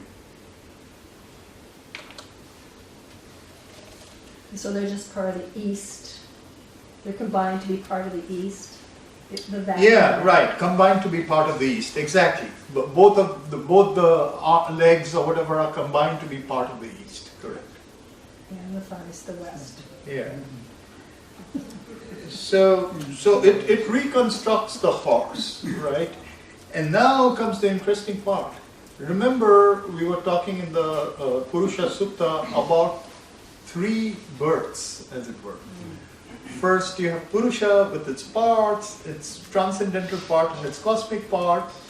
The cosmic being is born, and then another birth takes place within the cosmic being. And then from that, infinite happens, right? Interestingly, Taoism has a saying like this. First there was the one, then there was the two, then there was the three, then there were infinity. It's almost like a succession of births that is happening. So here, after we have reconstructed the horse, number 4, it desired, let me have a second body. See? So this is the horse that has been reconstructed from the nothingness, is the being of the becoming. It is again a time image. This is a time image within the becoming. This has not become as yet. It is the idea of becoming. But this having a second is true becoming. In other words, this notion of time and the notion of the year as a unit of time. So the year as a unit of time is the conception of the idea that will go forth and make a beginning and end. Circle, the time quanta. This is the time quantum. So that which is the idea of the becoming puts forth the time quantum of the becoming. See, what is to become? So the idea will be manifest, in other words. So that is what it says. Let me have a second body. It became the union of speech with the mind. So I'll go through my interpretation in a moment. I just want to go through the passage first. With hunger, death was that which was the seed. So the seed of that is the origin of this entire thing, which is death that has also been called hunger. It became the year. Before that, there had been no year. It reared for as long as a year, and after this period projected that. When that was born, it cried out, Bhan. That indeed became speech. Remember again the horse. it says the neighing of the horse is speech, when it describes the horse. So this is within the horse, the becoming is a coming out of the idea. And in the coming out of the idea, the word, sound, language is born. So the word, which is one of the primary gods, you have all these nature gods, but the word is a special kind of God, because the word is something which has idea and spans the worlds, you see. So word is born for the first time in this second birth, as it were. And now this nothingness that became a being, right? Something else has come out of it. It thinks, it thought, if I kill it, I shall make little food. He's a cunning guy. Thinks, this thing that has come out, if I kill it, if I destroy it, if I eat it up, then I won't have any food. Because remember, this idea of food is running through all this thing. And I said the first problem is the problem of habitation. The second problem is the problem of food. And food, again, the Upanishads are doing this a lot. Food becomes a really key symbol in the Upanishads, and it stands for two things. And that's why I said the Upanishads are playing with words at many different registers. At one level, it's a kind of ironical reference to the way in which Vedic hymns are being used for material purposes. Why do you do Vedic rituals at that time? It was to get material goods. So it uses the terminology of a material kind of, advantage, but it also gives it another meaning. That's the reason why annam, which means food, also means physical reality, and also means over here any kind of ontology, any kind of being itself. See? So it says, if I kill it, I shall make little food. By that speech, by thinking that, right? And with that self, it projected all this, whatever there is. Remember in the Rig Veda, once the second birth had taken place, the third birth had taken place, it generated many of its kind. This is doing the same at this point. With it, it generates all that there is. The Rig Veda, the Yajur Veda, Sama Veda, the meters, the sacrifices, men and animals. Exactly what was happening in the Rig Veda. Whatever it projected, it resolved to eat that. Now it has not one, but infinity.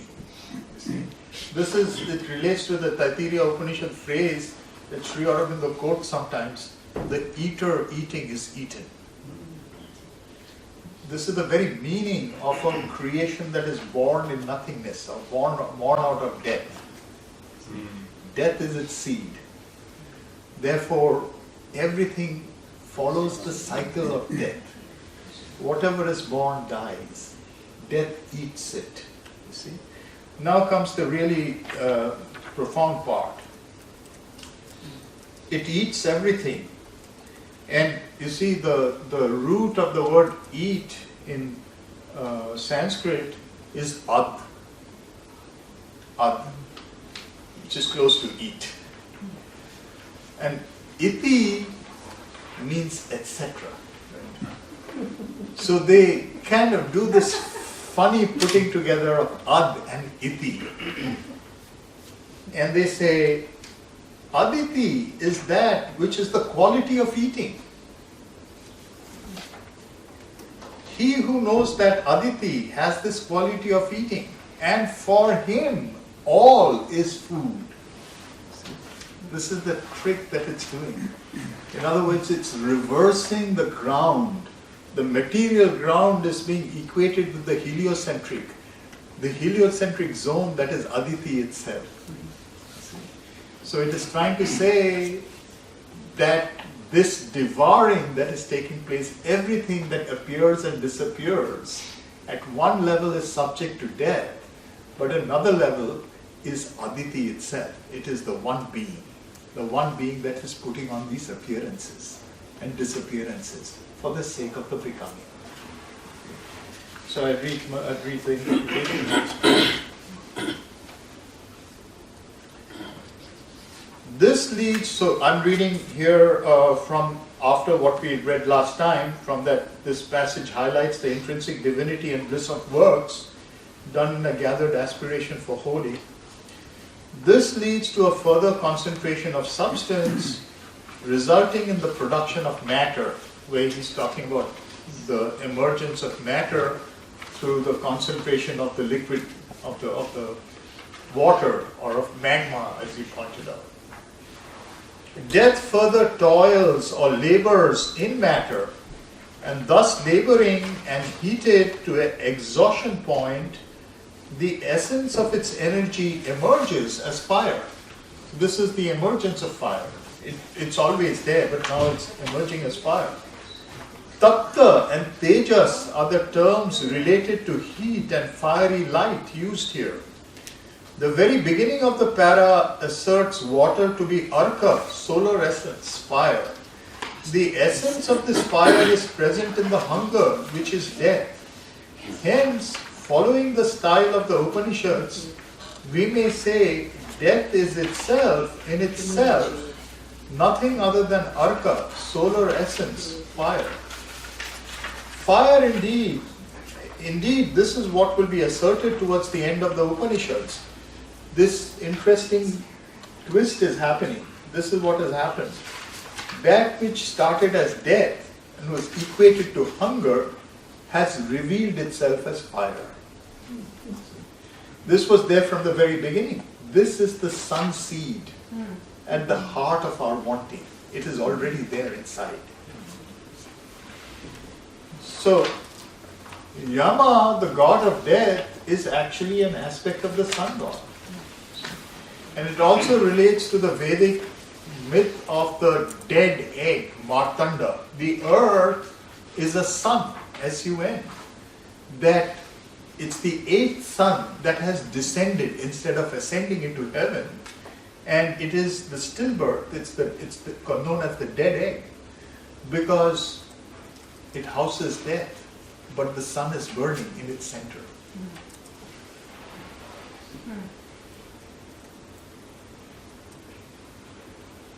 Following the style of the Upanishads, we may say death is itself, in itself Atman, nothing other than solar essence, fire. Indeed, this is what will be asserted towards the end of the Upanishad. It is also the very meaning of the Ashwamedha sacrifice, the creation of a night of becoming with the sun seed in its heart. This is also the Vedic Martanda, the dead egg or egg of death of Aditi, that is born downward, but is in itself a sun, the solar essence that seeks remanifestation. With the emergence of fire, the three Vedic deities of the three realms of heaven, midworld and earth, that is sun, wind and fire, take their places as lords of their respective domains, forming the vertical axis linking the heliocentric to the geocentric. These domains themselves become membered as the cosmic organization of space in terms of directions within the becoming. We saw the horse again being given to us. These conditions of consciousness, their laws and mutual relations, form the foundation of cosmic existence, and hence the steady footing of the cosmic horse.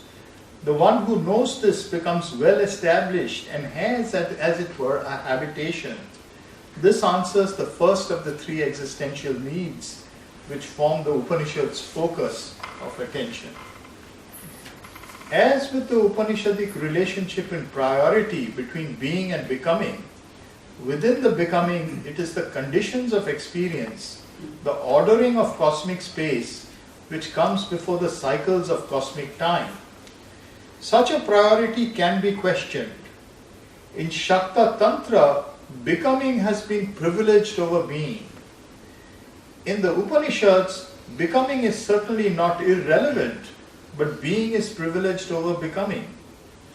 If the possibility of a cosmos arises from a night of becoming, which may also be called the night of time, such a possibility lies latent within the substantial conditions of experience, which must first evolve.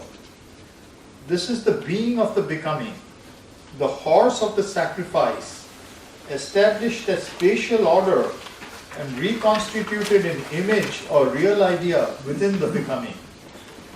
To release cosmos, its latency must take objective shape within this substantial order.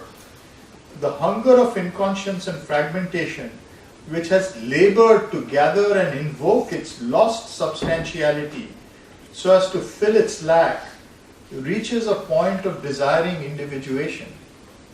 This may be likened to the mirror stage in Freudian psychology. When a child begins to be conscious of itself as individual with a boundary and morphological and functional parts, you see children at a certain point of time, before that they have a inchoate experience. They can't make a difference between themselves and others. At a certain point you'll find that it's called the mirror stage. They become conscious of parts and others. Sometimes even their hands, you'll see they keep doing this. They're looking at their body parts as separate things. This is considered to be very close to the emergence into language, because there is a entry into differentiation, an understanding of differentiation, and a discovery of a world of differentiation. So in a way, this is the new birth that's taking place. The actual individuation into becoming. To release cosmos,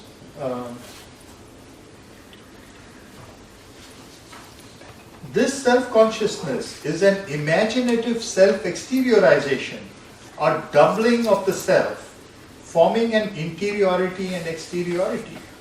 In the night of becoming, this figures itself as a wish for a second self. Dvitiyo ma atma jayateti. The mirror phase is also an inauguration of the conditions of language, the power to differentiate and relate to other individuals with their boundaries and properties. The intrinsic property of mind is this differentiation, but it needs the power of language to manifest or objectify this potential. So here is this world of language. The mind is reaching a point where it can actually manifest through language. This is being talked about as the mating of mind and language. They actually use the word mating, mithuna, in the Upanishad. The intrinsic in the Upanishad, death uses mind to mate with speech. Speech, Vak, a Vedic deity, appears in this Brahmana for the first time. Prior to this, its appearance has been prepared in Brahmana One, where the heliocentric horse's sound has been equated with speech. This is the image, the idea from which it has come. In the appearance of properties due to the toil of death in the night of becoming, this is a new appearance. Elsewhere in the Upanishads, fire, Agni, is often equated with the word Vak, particularly the word of the Vedic mantra. We have seen a glimpse of this in this Upanishad. In the play with the sounds related to the Vedic stanza rich, that's the way in which they were invoking fire as rich. Arka, Archa, Achara is really a reference to the Vedic hymn, which is called the Rich or the Rik.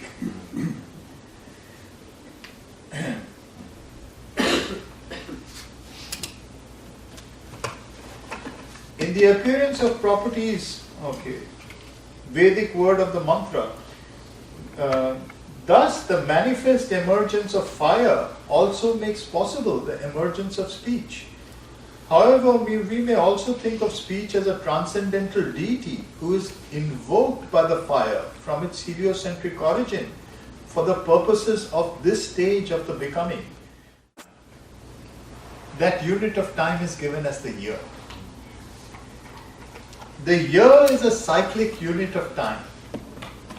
We are told that there was no year before this, though it was latent in the night of becoming. Thus, this birth of the possibility of a cosmos, the individuation process, is also the birth of the time quantum of becoming, a unit of experience bounded by a birth and a death. So, the birth and death that individuals experience in this world are also related to the birth of the cycle of a birth and a death in the cosmos. This is the yuga. Each yuga is a real idea that has a time period in which it manifests. It is born, develops, dies, and a new idea is born. We enter into a new age. So this is the notion of a cosmic year.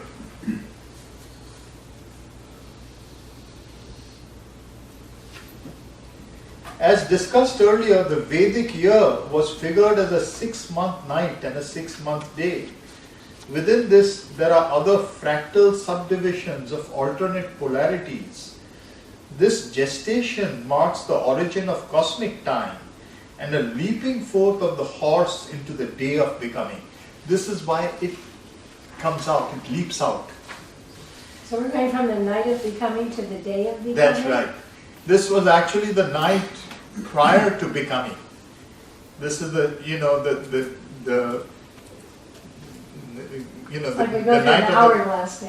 night of the cosmic event, right? And it's the solstices, the tilting, the 6-month tilting. Yeah.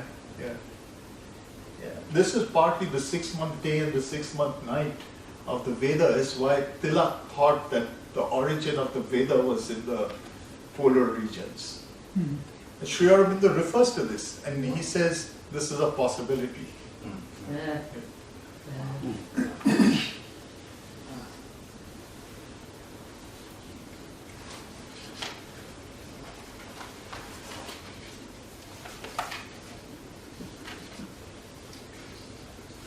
This gestation marks the origin of cosmic time and a leaping forth of the horse into the day of becoming, which is really a perpetual succession of the days and nights of becoming. It is the order of becoming into which it is born. Thus, this gestation period may be called the night of the cosmos. What emerges from this is not the cosmos, but the possibility space of the cosmos, the egg or image of cosmic space-time. The hunger which has exteriorized this image could reabsorb it, a form of autophagy or corpophagy. You eat yourself.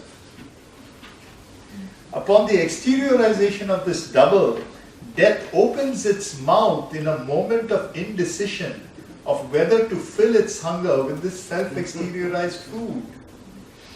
But the food has a life of its own, constituted by the transcendental world, which as it were slips out of the jaws of death with the cry, Bhan. In Indian vernaculars, including Bengali, they refer to crying of the child as Bhan. Bhan kore kede dilo. Means he suddenly cried using the sound Bhan. Like rich, this sound must be thought of as a bija, a mantric vibration of powerful expulsion, the escape of cosmic life from death. The sound syllable bha is related to being, bha. is to, you see, being is, to be is bhu. But the word bha means to shine. Bhati, to shine. Bha is to shine, to bring into presence. It is also related to the word, for language is known as bhasha, since it brings into existence. It brings to light. Language brings to light. That's why it's related to light, bha. The nasal sound at the end forcefully expels in an exteriorization, thus brings into cosmic existence. Bha, bha. There's breath in it. That's why in the image of the horse it said, the neighing of the horse is the word. The neighing of the horse, it's not just the word, it's also the prana which comes out of the nose. It gives life, it gives force.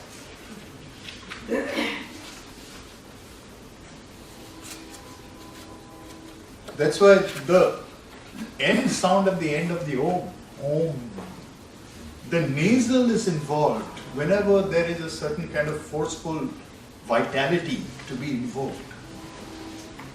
The breath is involved, expulsion of the breath through the nose.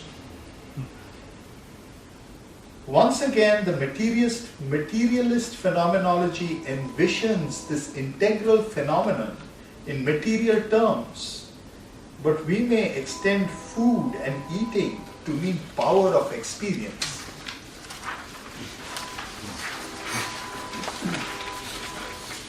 Death at this point folds back, since reabsorption of the possibility space would result in the cessation of experience and a return to an inconscience marked by lack. Whatever power has given birth to this becoming intuits the fact that it has come with a new possibility.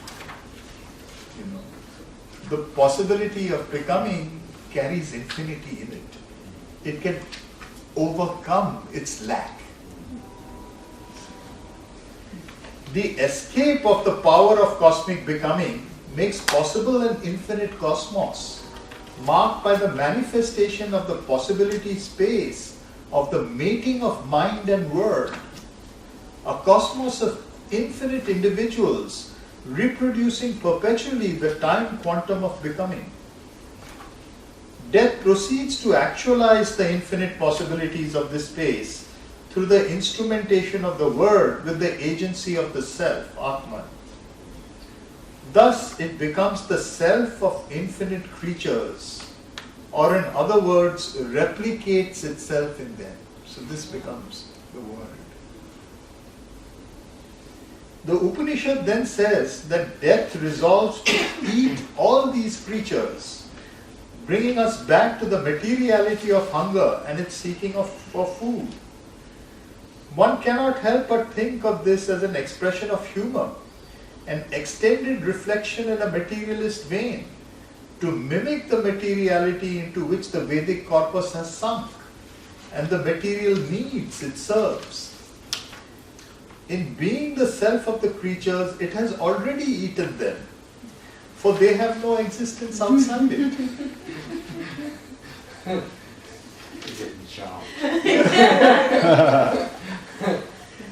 In this way, it also experiences its own infinity and hence loses the edge to its hunger. It's multiplied its hunger. The mystic satire expresses its genius when it equates this indivisibility with eating in the word aditi. The use of this word invokes the esoteric symbolism of the Veda, the plenum, source and essence of the heliocentric realm, from whom all the suns are born. This is the sun from which we kindle all our suns. The sun from which we kindle all our suns. And from whom Martanda, the dead egg, has descended into materiality. This descent indeed is no other than the sacrifice of the horse, from the eternal day of heliocentric being to the cosmic night and day of geocentric material becoming. And hunger is a fact of material becoming, being in essence a separation from the only thing there is.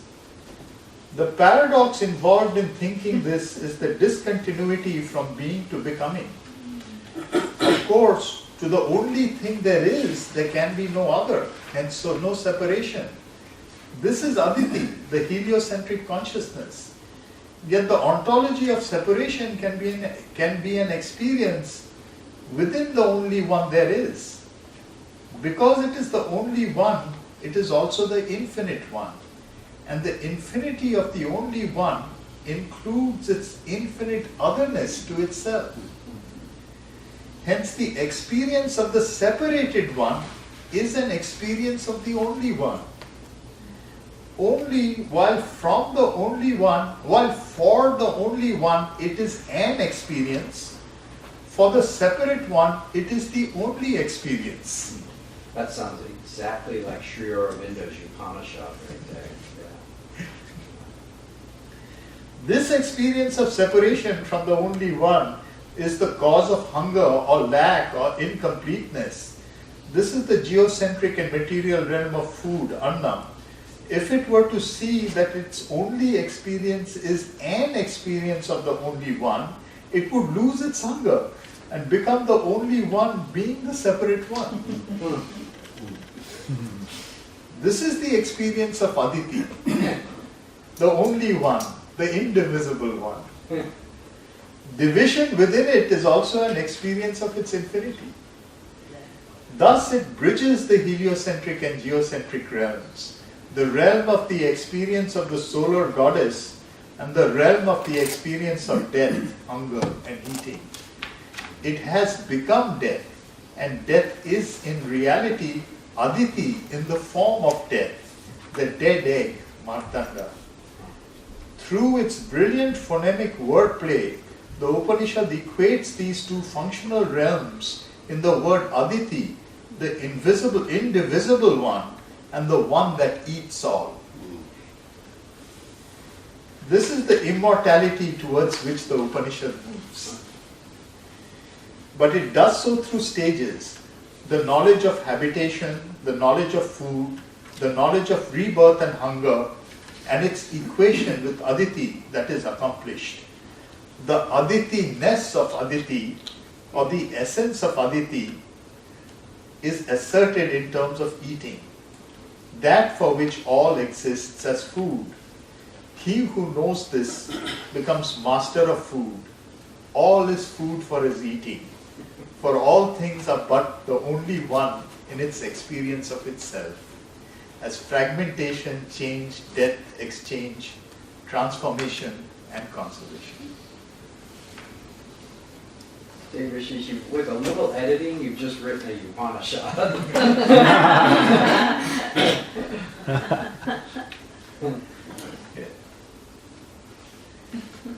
So we're coming close to the end.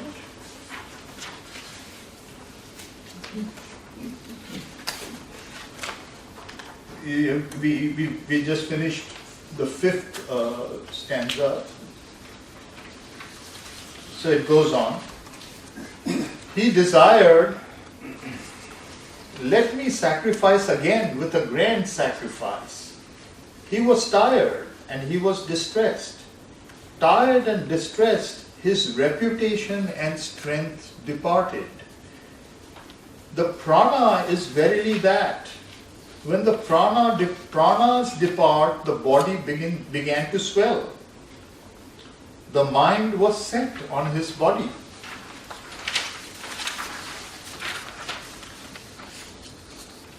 He desired, let this which is mine be worthy for sacrifice. By this may I be embodied. From that a horse emerged. That which swelled became worthy of sacrifice. That indeed is the quality of the Ashwamedha sacrifice. He who knows it thus indeed knows the horse sacrifice. Setting that free, he reflected. After a year, he sacrificed that for himself and dispatched the animals to the gods. Therefore, they sacrificed the animals to Prajapati and to all the gods. He who lights up his body is the year. That fire, or this fire, is light. These words belong to him. Both these, light and Ashwamedha. He again becomes one god, death. Again, he conquers further death. Death does not overtake him. His self becomes his. He becomes one with these deities. So we end here. But the dark horse has not exhausted its full capacity of individuation with the cyclic cosmos. It wants a fuller individuation to overcome its originary hunger. Because what happened is it replicated its death and birth cycle in 1,000 beings. So it basically created a world that is the static image of being born and dying, cycling. But that's not the fullness of its individuation, because immortality lives in it. See? So, in a completer repeat of the toil and heat production at the beginning of the Brahmana, death labors and concentrates its energies to ignition and exhaustion point, and expends all of its energy, which emerges from it as yasha and viryam, glory and vitality. These qualities, or rather the consciousness of having these qualities, is equated with the life breath prana. When the life breaths leave, the radiance and vitality also leave, and the body begins inevitably to swell. Shvayatum. Death initiates this further sacrifice in itself and in all its creatures, laboring in intensity to the point of the departure of the heat, strength and life. But glory and vitality, which are carried by the life breaths, also have the fiery and luminous element within them. This is Agni, fire, which is Arka, the solar essence that we have encountered before. It is the divinity aspect of death. When the life breaths leave carrying this with them, the body begins to swell or rot. However, the original mind of night, which was the first thing to awake in the night of becoming, remains focused on the idea of being embodied as the condition for the perpetual repetition of the image of the sacrifice within the becoming. It wishes for a body that can be sacrificed, that is a living body. Thus, mind here plays the role of a disembodied self, which seeks to be an embodied self. What has gone out are the life force and the solar essence, which may be called the soul of the night/horse. Upon being invoked, they reanimate matter, and the corpse becomes a living horse. It's as if a new level of potency in the fire is reignited. See?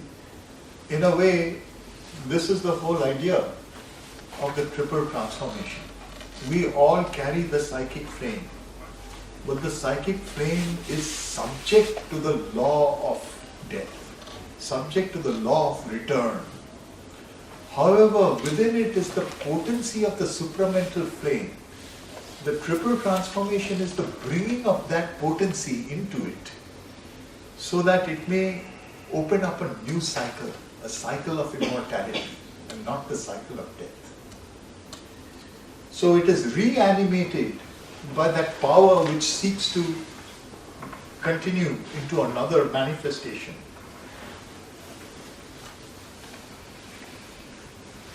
Symbolically, this return to life, this rebirth, is effected for all the creatures which death has become. since it has exteriorized or bestowed upon them its innermost reality, its soul. In this way, its eating is not merely a transmutation of substance, but the condition for a perpetual rebirth of all the creatures in the image of the horse sacrifice. Sri Aurobindo has a sentence in the Synthesis of Yoga. The condition of a material immortality is to be reborn perpetually in time. This is how Aditi maintains its indivisibility even in the eating of death, not only through the transformation of substantial exchange, but through the persistence of reality in each fragment of the sacrifice, through the rebirth of its essence. What makes this persistence possible is the vital current or life breath. Leaving the body, it makes the body swell, and entering it, it swells in the body. This is also a covert reference to the Veda, where the Lord of life is named Matarishwan, he who swells in the mother/matter. Continuing the wordplay we have encountered earlier, the phonetic root for swell, shwa, is equated with the horse, ashwa. We see here that the sacrificial horse is none other than the master of life, who carries the solar essence, arka, from its heliocentric origin, aditi, to the geocentric night of matter, which is death, and propels it into a becoming through perpetual rebirth in the image of the sacrifice. The Upanishad thus equates the horse sacrifice with the fact of rebirth of all individuals, and asserts this to be the true meaning of the horse sacrifice, known to its knowers. Such a knowledge would be the knowledge of the persistence of the soul, one's temporal immortality through the successive time quanta of becoming. The Upanishad then takes us through the cycle of one such time quantum, the day and night of a year, at the end of which the horse is sacrificed. Death, whose solar essence is in the horse, sacrifices it to itself, that is the original image at the heart of becoming. Other animals are sacrificed to the gods. This is the reason why, in the Gita, Krishna says, you may sacrifice to the gods, you will get the way of the forefathers, you will keep coming back. But if you sacrifice to me, you will get immortality. Because that's the origin from which the sacrifice starts. Though compulsion of the cosmic conditions, though all creatures carry the solar essence within them, the souls of other animals remain under the compulsion of the cosmic conditions ruled by the gods. The horse, as the symbol of divine life, is the soul of the becoming, hence the soul of the originary death, superior to the cosmic conditions through obeying them. Now, I have a footnote. This position is going to be reversed in another Upanishad, the Aporia Upanishad, which reserves this privilege for the human. You see, so that does its own trick on it. Death in this status is equated to Prajapati, the creature or the creator or lord of all creatures. The father or lord, pati, of all those who are compelled to birth. The preposition pra applied to the phoneme ja, to be born, to compel, pra. Praja, to compel to birth, is Prajapati. Sacrificing to Prajapati, one automatically sacrifices to all the gods. This equation of death and the Lord of all creatures becomes the trigger for pushing back to the heliocentric origin of the horse sacrifice. The sun is itself now asserted to be the horse sacrifice. The property of the sun by which it is named here is its power of producing heat by concentration, tapas. Relating back to the heliocentric description of the sacrificial horse in the first Brahmana, its body or self is again asserted to be the year or cyclic time quantum, unit of becoming within being. The solar essence, Arka, which has descended into the becoming, is asserted to be the same as fire, Agni, in all things. Hence all the worlds belong to it, since it resides as essence at the center of all things. These two, the sacrificial horse or sun in relation to the becoming, and the fire, are asserted as the two principal realities and or gods. Then they are equated and identified, as they are also identified with death. Death is nothing but the sacrifice of the sacrificial horse, the descent of the sun into the night for the sake of the day and night cycle of becoming. Even in death at its heart, the solar essence, Arka, burns as the fire, Agni, whose heat, tapas, gathers the dispersion of the night of matter and causes it to seek the realization of its heliocentric origin through repeated deaths and births, evolving individuations of the One. Even though this process is only one, even though this process is only the only one. He who knows this overcomes death because she becomes death. In other words, the being of death, the sacrificial horse in its origin, Aditi, the heliocentric origin, who even in becoming death, separation and disappearance, remains the immortal, indivisible One.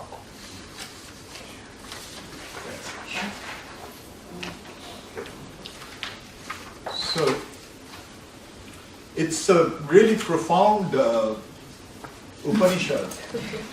I mean, the first stanzas, and actually just this, the end of this part, it ends with the famous mantra, Asato ma satgamaya, tamaso ma jyotirgamaya, mrityo ma apettamaya.